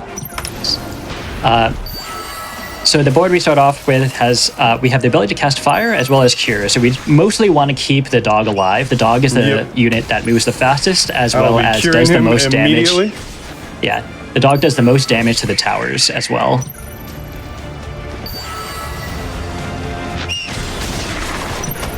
That wasn't bad actually. Yeah, so for the that was RNG just we about got, it wasn't bad. It wasn't bad. Yeah, that's just a 5-second time loss over the fast strat, so not bad at all. Well, and now we have a lot of talking. Glad Fort Condor is over with, guys. That's a big load off my chest. Whatever. Bring it on. What were you gonna say? My fault.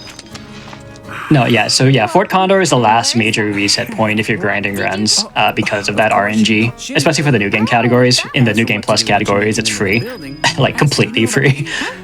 Yeah, we basically now have to talk to everybody 2 times. And that'll progress the story. We get to talk to a couple other people, and that will progress the story and get our partner to show up. And then we should probably actually talk about what Yuffie can do. So, Yuffie, since in this DLC we can only control Yuffie, we do get a partner character named Sonon, but we can't control him directly. We can issue him like ATB commands. But we can't like tell him to like attack or to target this. And we can't just straight control him either. Yeah, we can't switch to him. Exactly. It's kind of like if you guys have played the full game before, it's like Red's character in the full game. He's there and he can attack, but you can't directly control him. But since Yuffie is the only one we can control, she has kind of like overpowered abilities and is balanced around both physical and magical damage. So her regular attacks do physical damage, but she also has the ability to throw her shuriken. And when she throws her shuriken, that does physical it attaches to enemies and does like take damage to them, as well as you get the ability to do magic attacks. And that has other effects as well. In that earlier part, we were favoring an ability called Windstorm, which has two different versions. It has a melee version and a ranged version. And the melee version hits a big AoE right around Yuffie. Now we must speak to Chadley, as I like to call him, Giga Chadley. Yeah. And then the ranged version of Windstorm does AoE damage around whatever enemy the shuriken is attached to. But it's a smaller AoE, but it also does like 15 to 20% more damage and has a faster animation. So we like the ranged Windstorm a lot. And now we get Sonon.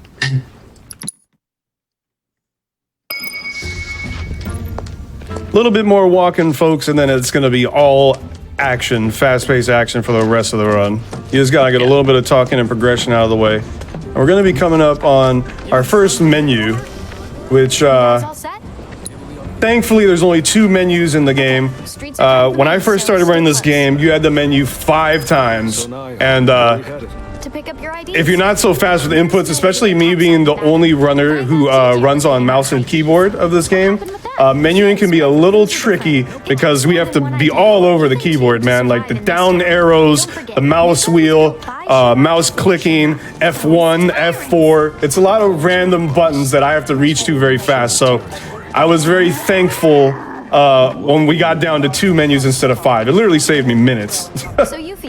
Yeah, this route, we cut out an ability called Elemental Ninjutsu. We would have to learn the ability either before we get to Sector 7 or in the couple fights after Sector 7, after we leave Sector 7 in this part. And to do that quickly, we go into the menu and add abilities to the quick command slots. But we realized that we didn't really need that. We have all the tools we need to beat a lot of fights really fast and just focus on just using Yuffie's base abilities, which are Windstorm and Art of War. Art of War is a big physical combo attack, and which also boosts the next ability that you use, so it's really neat. What's up? Those guys there? But that helped cut down the menus. Yeah, and these people time. are not important. Ignore them. They're not. They're just. Never heard of these guys. They're just mobs. Tifa, Barrett, never heard of them. Never heard of them. All right, so there's menu coming up also. There's another save load that comes up where it skips a few seconds of dialogue to save the game and load it. We used to do it in 2 separate menus. It was a part of like the 5 menus. So now we're going to do the menu, move some materia around, and then save load all within the same menu. So it's much smoother than opening up the menu twice. And hopefully I don't mess it up. It's pretty intense, pretty wacky with mouse and keyboard. Yeah, Sonon has go ahead. I can't really press the down keys on my thing. I have to literally do it with mouse wheel, so it's a little weird.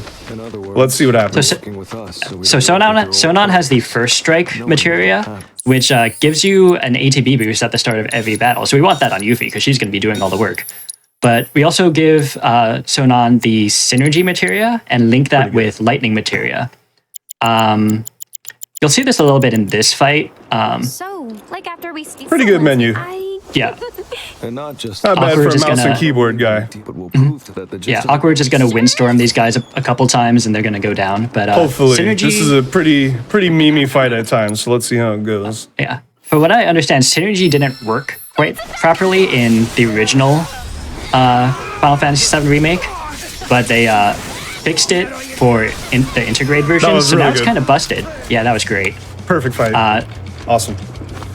So whenever Yuffie uses an ATB ability, so in this case it's going to be either Windstorm or Art of War, Sonon will cast Thunder on whatever enemy Yuffie is targeting.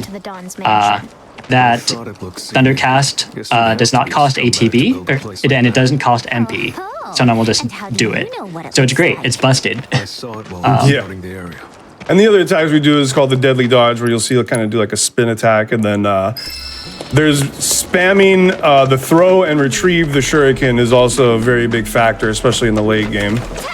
Yeah. Oh yeah, we didn't talk about Deadly Dodge really. Yeah, so Deadly Dodge is when you see Yuffie doing a spin attack, like Link or something.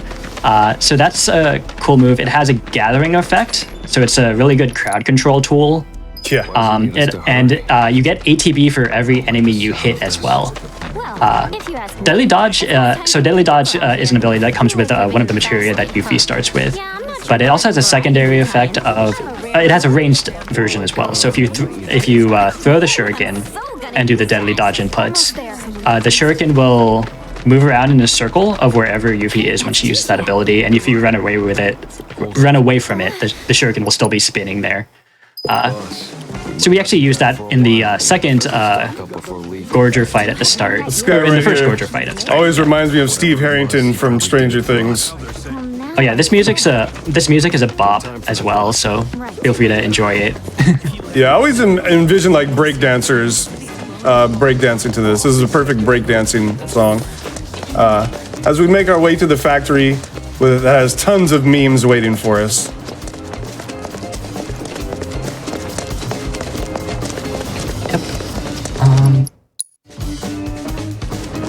Yeah, so this is the factory chase sequence. So Yuffie is in Sector 7 to steal some materia but she needs to get access to Shinra headquarters, so her connection at Avalanche is for some reason getting chased. Okay, by they're some pretty soldiers. far away. That sucks. Okay. Oh yeah, this is. Oh no, they're kind of Yeah, close they now. came. Oh, they hit me. Nice. That's fine. Yeah. Safe strat. Now, if they're close, I can just throw the shuriken and windstorm and kill them. But they were a little spaced out, and I got the RNG of a hit, which is unfortunate. But whatever. Yeah. Still So this is pretty a sequence. clean. Yeah, this is a sequence of a bunch of. We're gonna do a fight and then hit a switch. And most of these fights, these are first couple fights, all the enemies will just go down to a ranged windstorm really fast. Yeah. What's our RNG? And, We got a great RNG here. I'm just gonna wait. I don't want to look like an idiot. But normally, you want to try and in a real run, I would try my best to throw in between those. But if you miss and it hits something and gets obstructed from your target, you will get a tutorial window that pops up reminding like, hey, idiot, make sure you hit your target, and that'll lose you a couple of seconds. Yeah, the tutorial window of We can shame. get to stumble here. No stumble. Huh. No, yeah. Disappointed. Yeah, there's a chance that Yuffie will do like a stumbling animation where she actually moves faster. It saves like maybe a second. Yeah. Everyone has their own theory of what causes it. We're not really sure. So this is the first auto scroller. Which is kind of there's like 3 sets of boxes we can take. We do want to get as many high potions as we can. Eventually, we're gonna want to be keeping topped off on HP very soon, actually. Very, very soon. In fact, after this fight. But yeah, potions are going to be our only avenue of healing. Yeah, we don't use any MP this entire run, do we? Nope. I mean, It's all abilities and potions. You can cure right now if you wanted, but maybe not now. But you could have cured on the auto scroller, but you don't need to. All right, here comes Horn Cripshay. He can be a jerk at times, but let's see so this how is it Horn goes. Cripshay. Yeah. So the goal here is to stagger him as fast as possible. And if you see that orange bar, that's the pressure bar. And once that filled, he's staggered, and now we can just use an Art of War. And these fast rolls are doing, Awkward's is doing is, is something that we can only do because we have the Deadly Dodge materia equipped. So if you throw a shuriken at an enemy, then do the Deadly Dodge inputs super fast, you get this faster roll. And here comes our second and final menu. This one is kind of annoying. Oops. So Awkward's is equipping the Steel Reaper and upgrading it, setting it to auto upgrade to offensive as well as the Sonon's weapon. We also equipped the Sithonian armlet and the Gozu drive. So the Gozu drive is a super busted equip at 50 at full HP with the Gozu drive equipped. Yuffie's damage output is increased by 50%. Yeah, so you're going to see me healing myself constantly in this run from this point forward, even if we're not in any kind of danger whatsoever. I'm going to be healing anytime that I can. Primarily in cutscenes and when we're in places where we're just moving and I can't, and it doesn't take any time.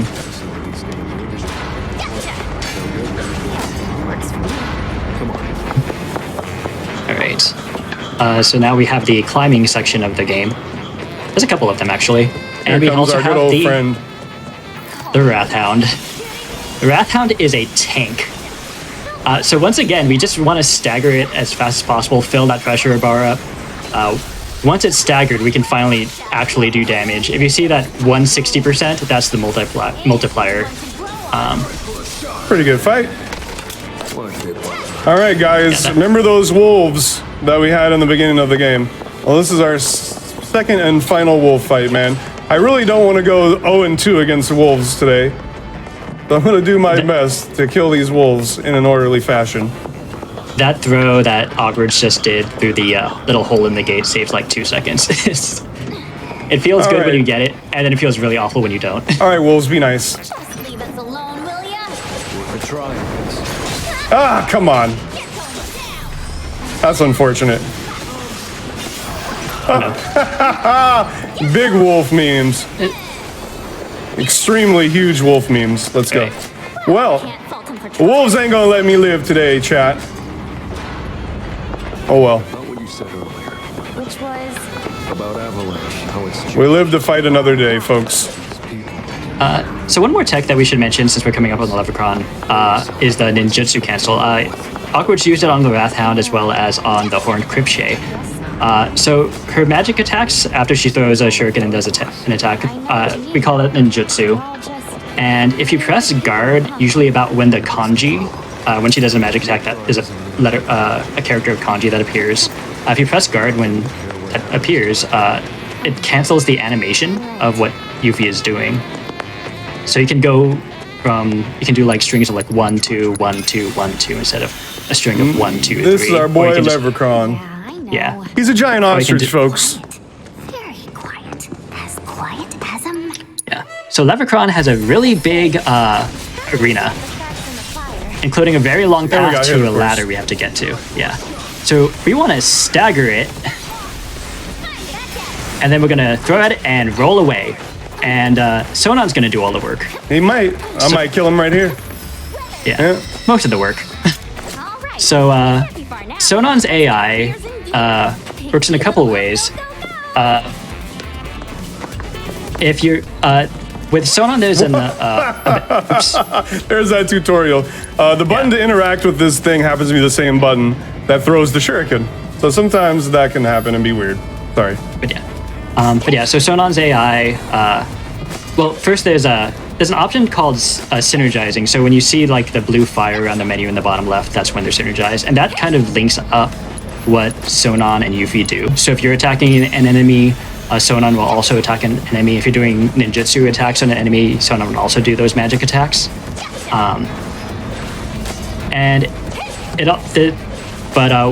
When you're not synergized, Sonon will just go do whatever. And that's the one instance where the AI is actually super smart, is when the enemy is staggered. So since we stagger that Leprechaun, we unsynergize and Sonon just speed up on it. And if your damage rolls are lucky, Sonon will just kill it before you get to the ladder. But if not, Awkward's got the Windstorm, so. And this is the second long auto-scroller. It's about 2 minutes, 20 seconds. And this is where we're going to get essentially all of our healing items for the rest of the game. Yeah, we get a bunch of high potions. That first yellow box that Awkward's broke has an elixir. There's going to be another yellow box coming up that has a turbo ether, which is pretty useless. And then there's 2 sets of 3 yellow boxes in cages. On the right is another elixir in the middle. And then on the left side has a set of ethers, a turbo ether, and 3 mega potions. The right side also has Phoenix Downs, which we hopefully don't need, as well as an item called Celeris. We will not need them. I am not going to die here today, folks. Yeah, there's also an item called Celeris that gives you haste effects, basically. But it costs 1 ATB to use an item in battle, so you need a really long battle for Celeris to be useful. All right, that about does it. Yeah. Before we forget, we should shout out Steamed. Yeah, definitely, man. He was our other commentator. Couldn't make it today. Unfortunately, he's in Florida in the midst of the hurricane, so we wish him well. We wish him safety, as well as everybody in Florida dealing with that, man. Wish you could be here, buddy. Building Yeah. just screams. Also a Steamed master is- of this game as well. Yeah, Steam is great. He runs the base game, unlike us, but Yeah. also he's also a Yuffie hard runner, one of those, and was part of the big routing efforts we did a Really few good months guy. ago, along with Strife. A lot of good people in this community, man. Definitely shout out to WoDB as well. When I first started running this game, you know, I pretty much learned everything from his run, and then VXC as well. Those two guys are pretty much instrumental in everything I learned on this game, honestly. And Sid as well. I study those guys' runs like crazy.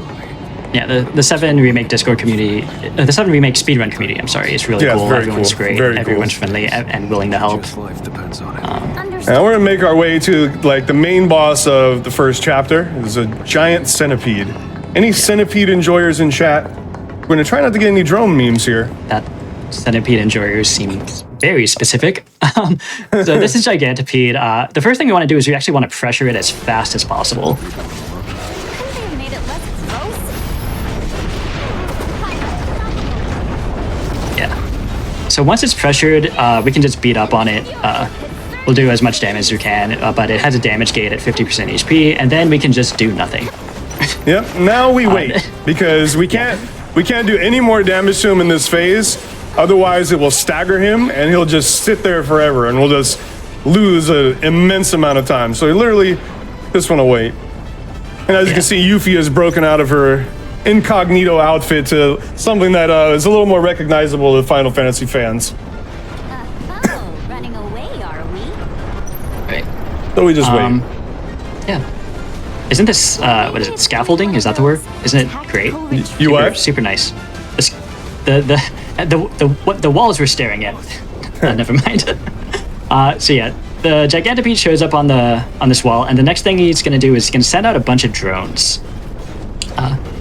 So if we let them get out, they're going to fly all over the place, but we're just going to take them all out all at once. And now we just have to wait for it to land before we And can we're do waiting for anything our to it. ATB also to go up so we can do some synergized attacks in a moment Yeah. here. The segments between phases are so long that ATB just fills up Why is it not doing automatically. it? There we go. Yeah. So this is the first instance of the synchronized art of war. We're going to do that one more time to finish off the fight. Yeah. So- and sometimes it doesn't kill him. I don't actually know. Maybe you know. I don't know what reason it wouldn't kill him. Sometimes I have to hit him one extra time. Yeah, it should be a synchronized art of war plus synergy thunder to finish it off. That should be consistent. I'm unless you just get a crit. spamming the one key, and hopefully this kills him. If it doesn't, it's fine. Oh, perfect. Yeah, That was a great fight. yeah, that was pretty clean. Very clean fight. Yeah, so This guy, when where do you you think you're going, bro? yeah, What was that all about? yeah. And When this you're kid right here synchronized, around the corner, I hate this kid. Okay. yeah, when you're synchronized, you also get these boosted dual abilities where Yuffie and Sonon attack in unison. So the synchronized art of war is the same as regular art of war, except super strong, Yeah. and it still has the function of boosting the next attack. And here we come upon Steve Harrington once again, who is standing in the exact same spot since we last saw him. You think Niall and the others Yeah. got away? We don't use synchronized windstorm in this run, but synchronized windstorm. It's very cool, though. Yeah. The main use for synchronized windstorm is that if you have an enemy staggered and use synchronized windstorm, it will increase the stagger percent. So instead of doing instead of a 160% modifier, you can get a 240% modifier. We used to use it quite a bit in the old route, towards the end game. Like when we used the ninja cannonball materia, we would use it. It was pretty cool. Yeah, we can talk about Ninja Cannonball when we run past it and never Yeah, use not it. get it. And now we're at Shinra for the final chapter of the game. This is where the biggest memes will occur. Yeah. The actual story part of the Yuffie DLC is pretty short, just 2 chapters. Yeah. Weapons here, weapons there, weapons everywhere. I don't know why I but this throw is- out these. There's never really anything in there. We don't really need it, Yeah. but I'm just, we I got mean, if- time to kill while these people talk, so I just look for something to do. We're gonna stand right here. This seems like a safe enough spot, right, chat? Does this seem like a safe Yeah. spot to stand? Behind bars, you mean? Yeah. Nukes, is there any questions in chat or anything? Or Say about it. Good on him. I've had a lot of people asking Awkward if he could spit some bars. Hey, perhaps we got to get through this run first, though, because we get into the thick of it right now, ladies and gentlemen. We gotta focus. But if you are interested, if you type Awkwards in on YouTube, you're gonna go down the craziest rabbit hole. We got like 30 million views on YouTube from rap battles, and I've done music with Tech Nine, Method Man from Wu-Tang Clan. Just lived my whole life making music. So yeah. Right. Anyway, so this is a sweeper and 2 slug rays. There's a chance that one of the slug rays will fly off really far, but hopefully we're going to do 2 windstorms and just hit all of them. Yep. Yeah, perfect. Toast. Now this is a good spot. We're going to check if we took any damage. We did not, because we always want to stay healed at all times during this run. All right, so this next fight is 2 mono drives. They're just going to die to a deadly dodge. But after that is 3 pairs of a slug ray and a shock ray. The first, there's 2 pairs that are close together. We're going to stare at one of them. And then there's, in the back, on the far opposite side, there's a slug ray and a shock ray, pretty far apart each from each other. Some good memes to ensue here. Yeah, it's a pretty bad RNG. There's some other aspects, we'll see how it goes. Slug rays are weak to magic, and shock rays are weak to physical attacks. But if we're doing a windstorm, they're just going to die no matter what. Shock rays also have an ability to basically just kind of yoink itself to protect one of the slug rays if you've done enough damage to one of them. It's always this guy, man. Mm-hmm. It's always this guy waiting all the way back here in the back. Yeah. What a jerk. Yeah. There's one more slug ray. Yeah. Oh my gosh, really? Yeah. And I got shocked. This is excellent. So, big memes. The memes are plentiful, folks. That was huge. That was, as we like to call, not optimal. That guy's just waiting all the way in the back, dude. I couldn't even reach him. What a jerk. I hate the guy, man. Damn well, it's gonna be a pain in the ass getting up there. Honestly, how do I do it? Now then, Sona. So upcoming is 2 shock troopers, and if you've played the base game, you'll know that shock troopers are some of the roughest enemies to fight. They can dodge a lot of your attacks, and obviously they have like the ability to shock you and stun you. Unless you just throw in windstorm at them, and they die in like 2 seconds. Yuffie, it takes a minute for them to like actually activate in this fight, but while they're doing that, you can do whatever you want. And add on top of that, that Yuffie is pretty busted, and they're just gonna melt. I don't know why lately I've had no ATB there, so I always have to wait a little bit. I don't know. Usually I used to be able to just instantly kill them. Yeah, I usually deadly dodge there first just to get it. That's a good idea. There's another save load here. Mm-hmm. Skips a little bit of dialogue. Saves what, like 3 seconds or something like that, is it? Yeah, it skips, depending on how fast your menu is, I guess. Yeah, it skips like a short walking section and some dialogue that lets us hit this switch immediately. And after this, the Ninja Cannonball is going to spawn right behind us, and we're going to ignore it. Wait, is that a security? Bye, Ninja Cannonball. It was fun. It is a fun little materia. It was fun to use. The Ninja Cannonball gives us the ability to build ATB really fast for Sonon. But we don't really need Sonon that much. Takes a long time to go get it, and you got to do an extra menu to equip it. Oh, what was that? This is the one optional fight in the run. Yeah, the one time we can run, folks. And we didn't even get hit by lightning. What do you know? Not yet. Oh, we're good. We're good. You're out. You're safe. You're safe. No lightning. No lightning. All right, here comes the Mag Trooper. Yeah, this is an Arban Magic Trooper.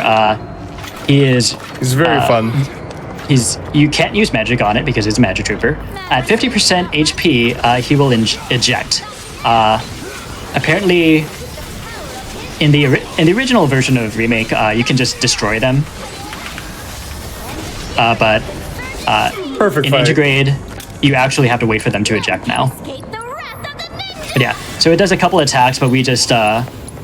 Oh no! Why did I do that? I thought I picked Sonon to do that. Oh well, whatever. Yeah, we just used Art of War to armor through its attacks, and it just melts. Yeah, you see Yuffie stop. Whenever you're running, you want to go fast. Always switch to Sonon to heal. If as you can see, if you accidentally do it with Yuffie, she will literally stop. Yeah, no good, no good. Yeah, Awkward runs on keyboard and mouse, but I think he's the only one that runs keyboard and mouse. Yeah, I'm pretty sure I'm the only one. Yeah, but fun fact, if you're playing on gamepad and you hit L3, that lets you run and menu at the same time. Oh, that's very nice. Yeah, so this is the Windstorm room. All these enemies have like super low HP compared to like any other version you see. The Windstorm room, I like that. Yeah, because you just run Windstorm, hit most of them, and then if you're lucky, Sonon will, if you have the right target, Sonon will cast Synergy Thunder and finish one of them guys. off. Or you can just use your Shuriken. This is the fight coming up that is probably the least likely to go well. But we're going to try and crush it. Yeah. The double mag troopers. Well, one's an armored magic trooper, and the other one is an armored shock trooper. So the magic trooper is immune to magic, but the shock trooper we want to get them to blow up at the same time. Is weak to magic. Yeah. And let's see ideally, if we can do it. Ideally, they blow up at the same time. So we're going to target the shock trooper, do a full string, and do a windstorm. The windstorm will hit both, and then Sonon will cast. Yeah, the Sonon will cast thunder on the shock trooper. A little bit late on the explosion because he did a EMP, but it's still okay. Yeah, and then we're just waiting for the magic trooper to eject, and then the windstorm. Man, he's all the way up there, really? Yeah. What a shock jerk. trooper escaped. What a jerk, dude. That was perfect, except he ran all the way up there. He would have died if he didn't run all the way up the stairs like a jerk. Yeah, ideally, ideally both of them stick close to each other so the windstorm hits both, but that one went upstairs, which doesn't happen that often, but... The fight honestly went really well, except for him running up the stairs. Yeah. That would have been perfect if he didn't run up the stairs. Yeah. That fight is super rough casually because of the awkward geometry of that room, that second platform, and the fact that it's 2 armored units with different resistances. Yeah, it honestly went better than I thought it would, though. I just figured it would be an absolute disaster. It was honestly perfect, except for him happened to having the RNG to skate upstairs. Otherwise, he would have been dead. All right. So this is another fight with kind of rough RNG. These are Monodrive Mark Mark IIs. What do you think, man? We gonna get the quick kill, or are we gonna get the shields? What do you think? Hopefully, they both get hit. There's a chance that one of them moves out of the way. I believe in the RNG. And we don't have any ATBs, so we're probably in trouble. Oh, we still got it anyway. That's nice. Yeah. The timing for getting that windstorm off is actually pretty generous. If one of them survives, it's usually going to start off weak to magic, but the Monodrive Mark IIs can swap between being immune to physical damage or immune to magical damage, and you just have to pay attention. And this is also kind of like one of them survives. Choose your own adventure part of the game, where you can pick left or right, and each one has different enemies. Obviously, we have the route that gets it done faster, so we're gonna go left, right, left. Yeah. So this is a cutter. It has 2 arms, but we can ignore the arms. We're gonna do a bunch of ninjutsu attacks and hopefully pressure it before. Yeah, it's gonna aggro on Sonon, thankfully.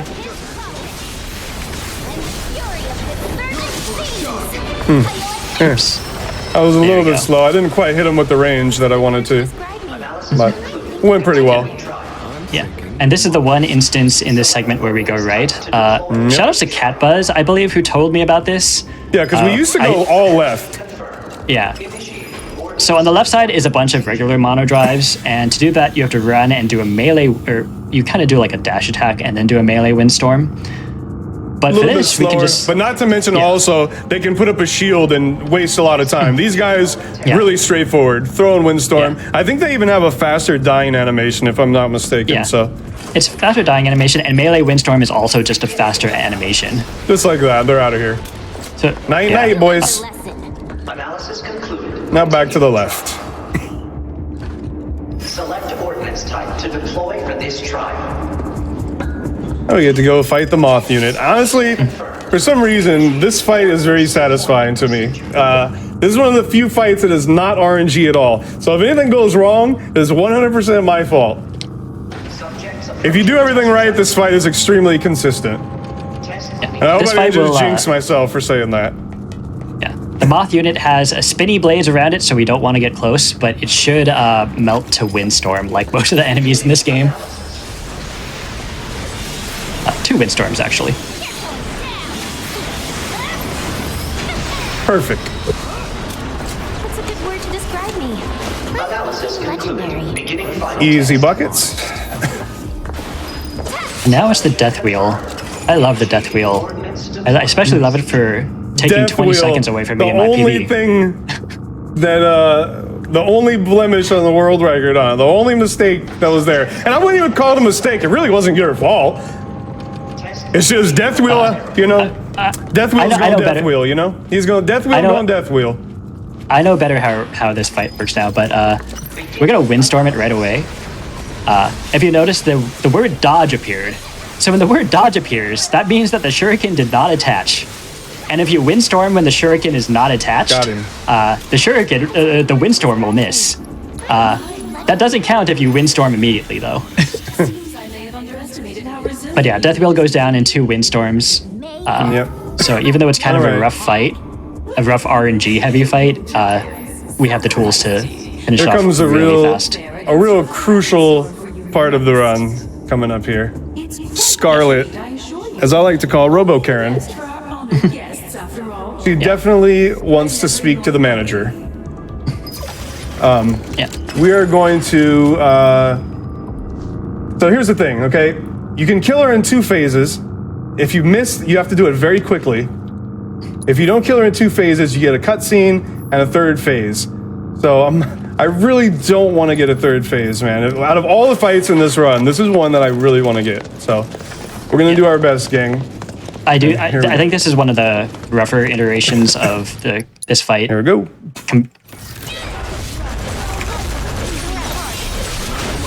First phase, we're just gonna beat up on it. So there's gonna be a Scarlet and the Crimson All right. Mirror body. Pretty we just wanna- textbook first phase. Yeah. And now in this next phase, she gets 2 arms. Now this is where the if she fun shoot- begins. This is where the real fun begins, gang. If her, yeah, one of her arms is going to shoot a laser. If it's the right arm, we are going to get hit. We cannot dodge that. Oh, we're good. We got the left one, so we're good. We're going to take out both arms, and then we can just beat up on the body. So what Awkward is doing is throw and retrieve. Throw and retrieve is kind of like the best option we have in terms of like DPS, getting ATB, as well as not staggering too soon. But this is a Perfect, clean let's go. fight. That was Woo! a super clean Let's fight. go, baby! Man, I was real nervous about that one. That just boosted my confidence real high. That was pretty much as good as it gets. So now we enter a super heavy RNG fight. Yeah, so these are 3 deep ground soldiers. They can teleport around. Oh, was we almost weird. got the animation. Yeah, if you I get pressed close the to them, wrong they button, will. unfortunately. Yeah. There's one more. Yeah, I messed Okay. this up a little bit. It's fine. Where's the last And one? then that one. Whatever. That wasn't very good, but I pressed the wrong Yeah. button, unfortunately. Yeah, Cost those me a guys little will bit of time. teleport around. If you get too close to them, they'll do a melee animation attack that thankfully Sonon knocked Awkward out of. All right, we're heading towards. We're already almost at the end of this thing. Up next to this is the projector section. We have to do a series of fights. Really like him to stop. Up next is the Nenes. We're going to windstorm in the middle of them, which will gather them together. So this is the melee windstorm.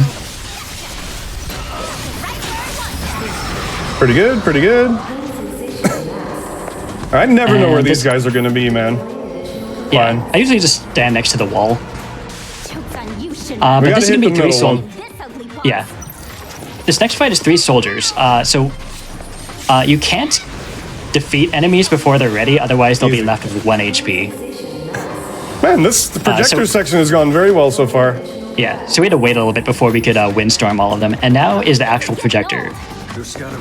So there's going to be like a projector, which is going to be shielded, as well as, what is it called again? This thing, the Diabolic Creation, there we go.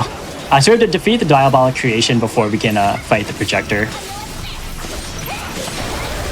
Yeah, so just, you have 2 ATB, yeah, so we're good. So that one melts, and now Awkward is going to do a Sync Art of War to just demolish this thing. Very clean Does fight. this- That was perfect.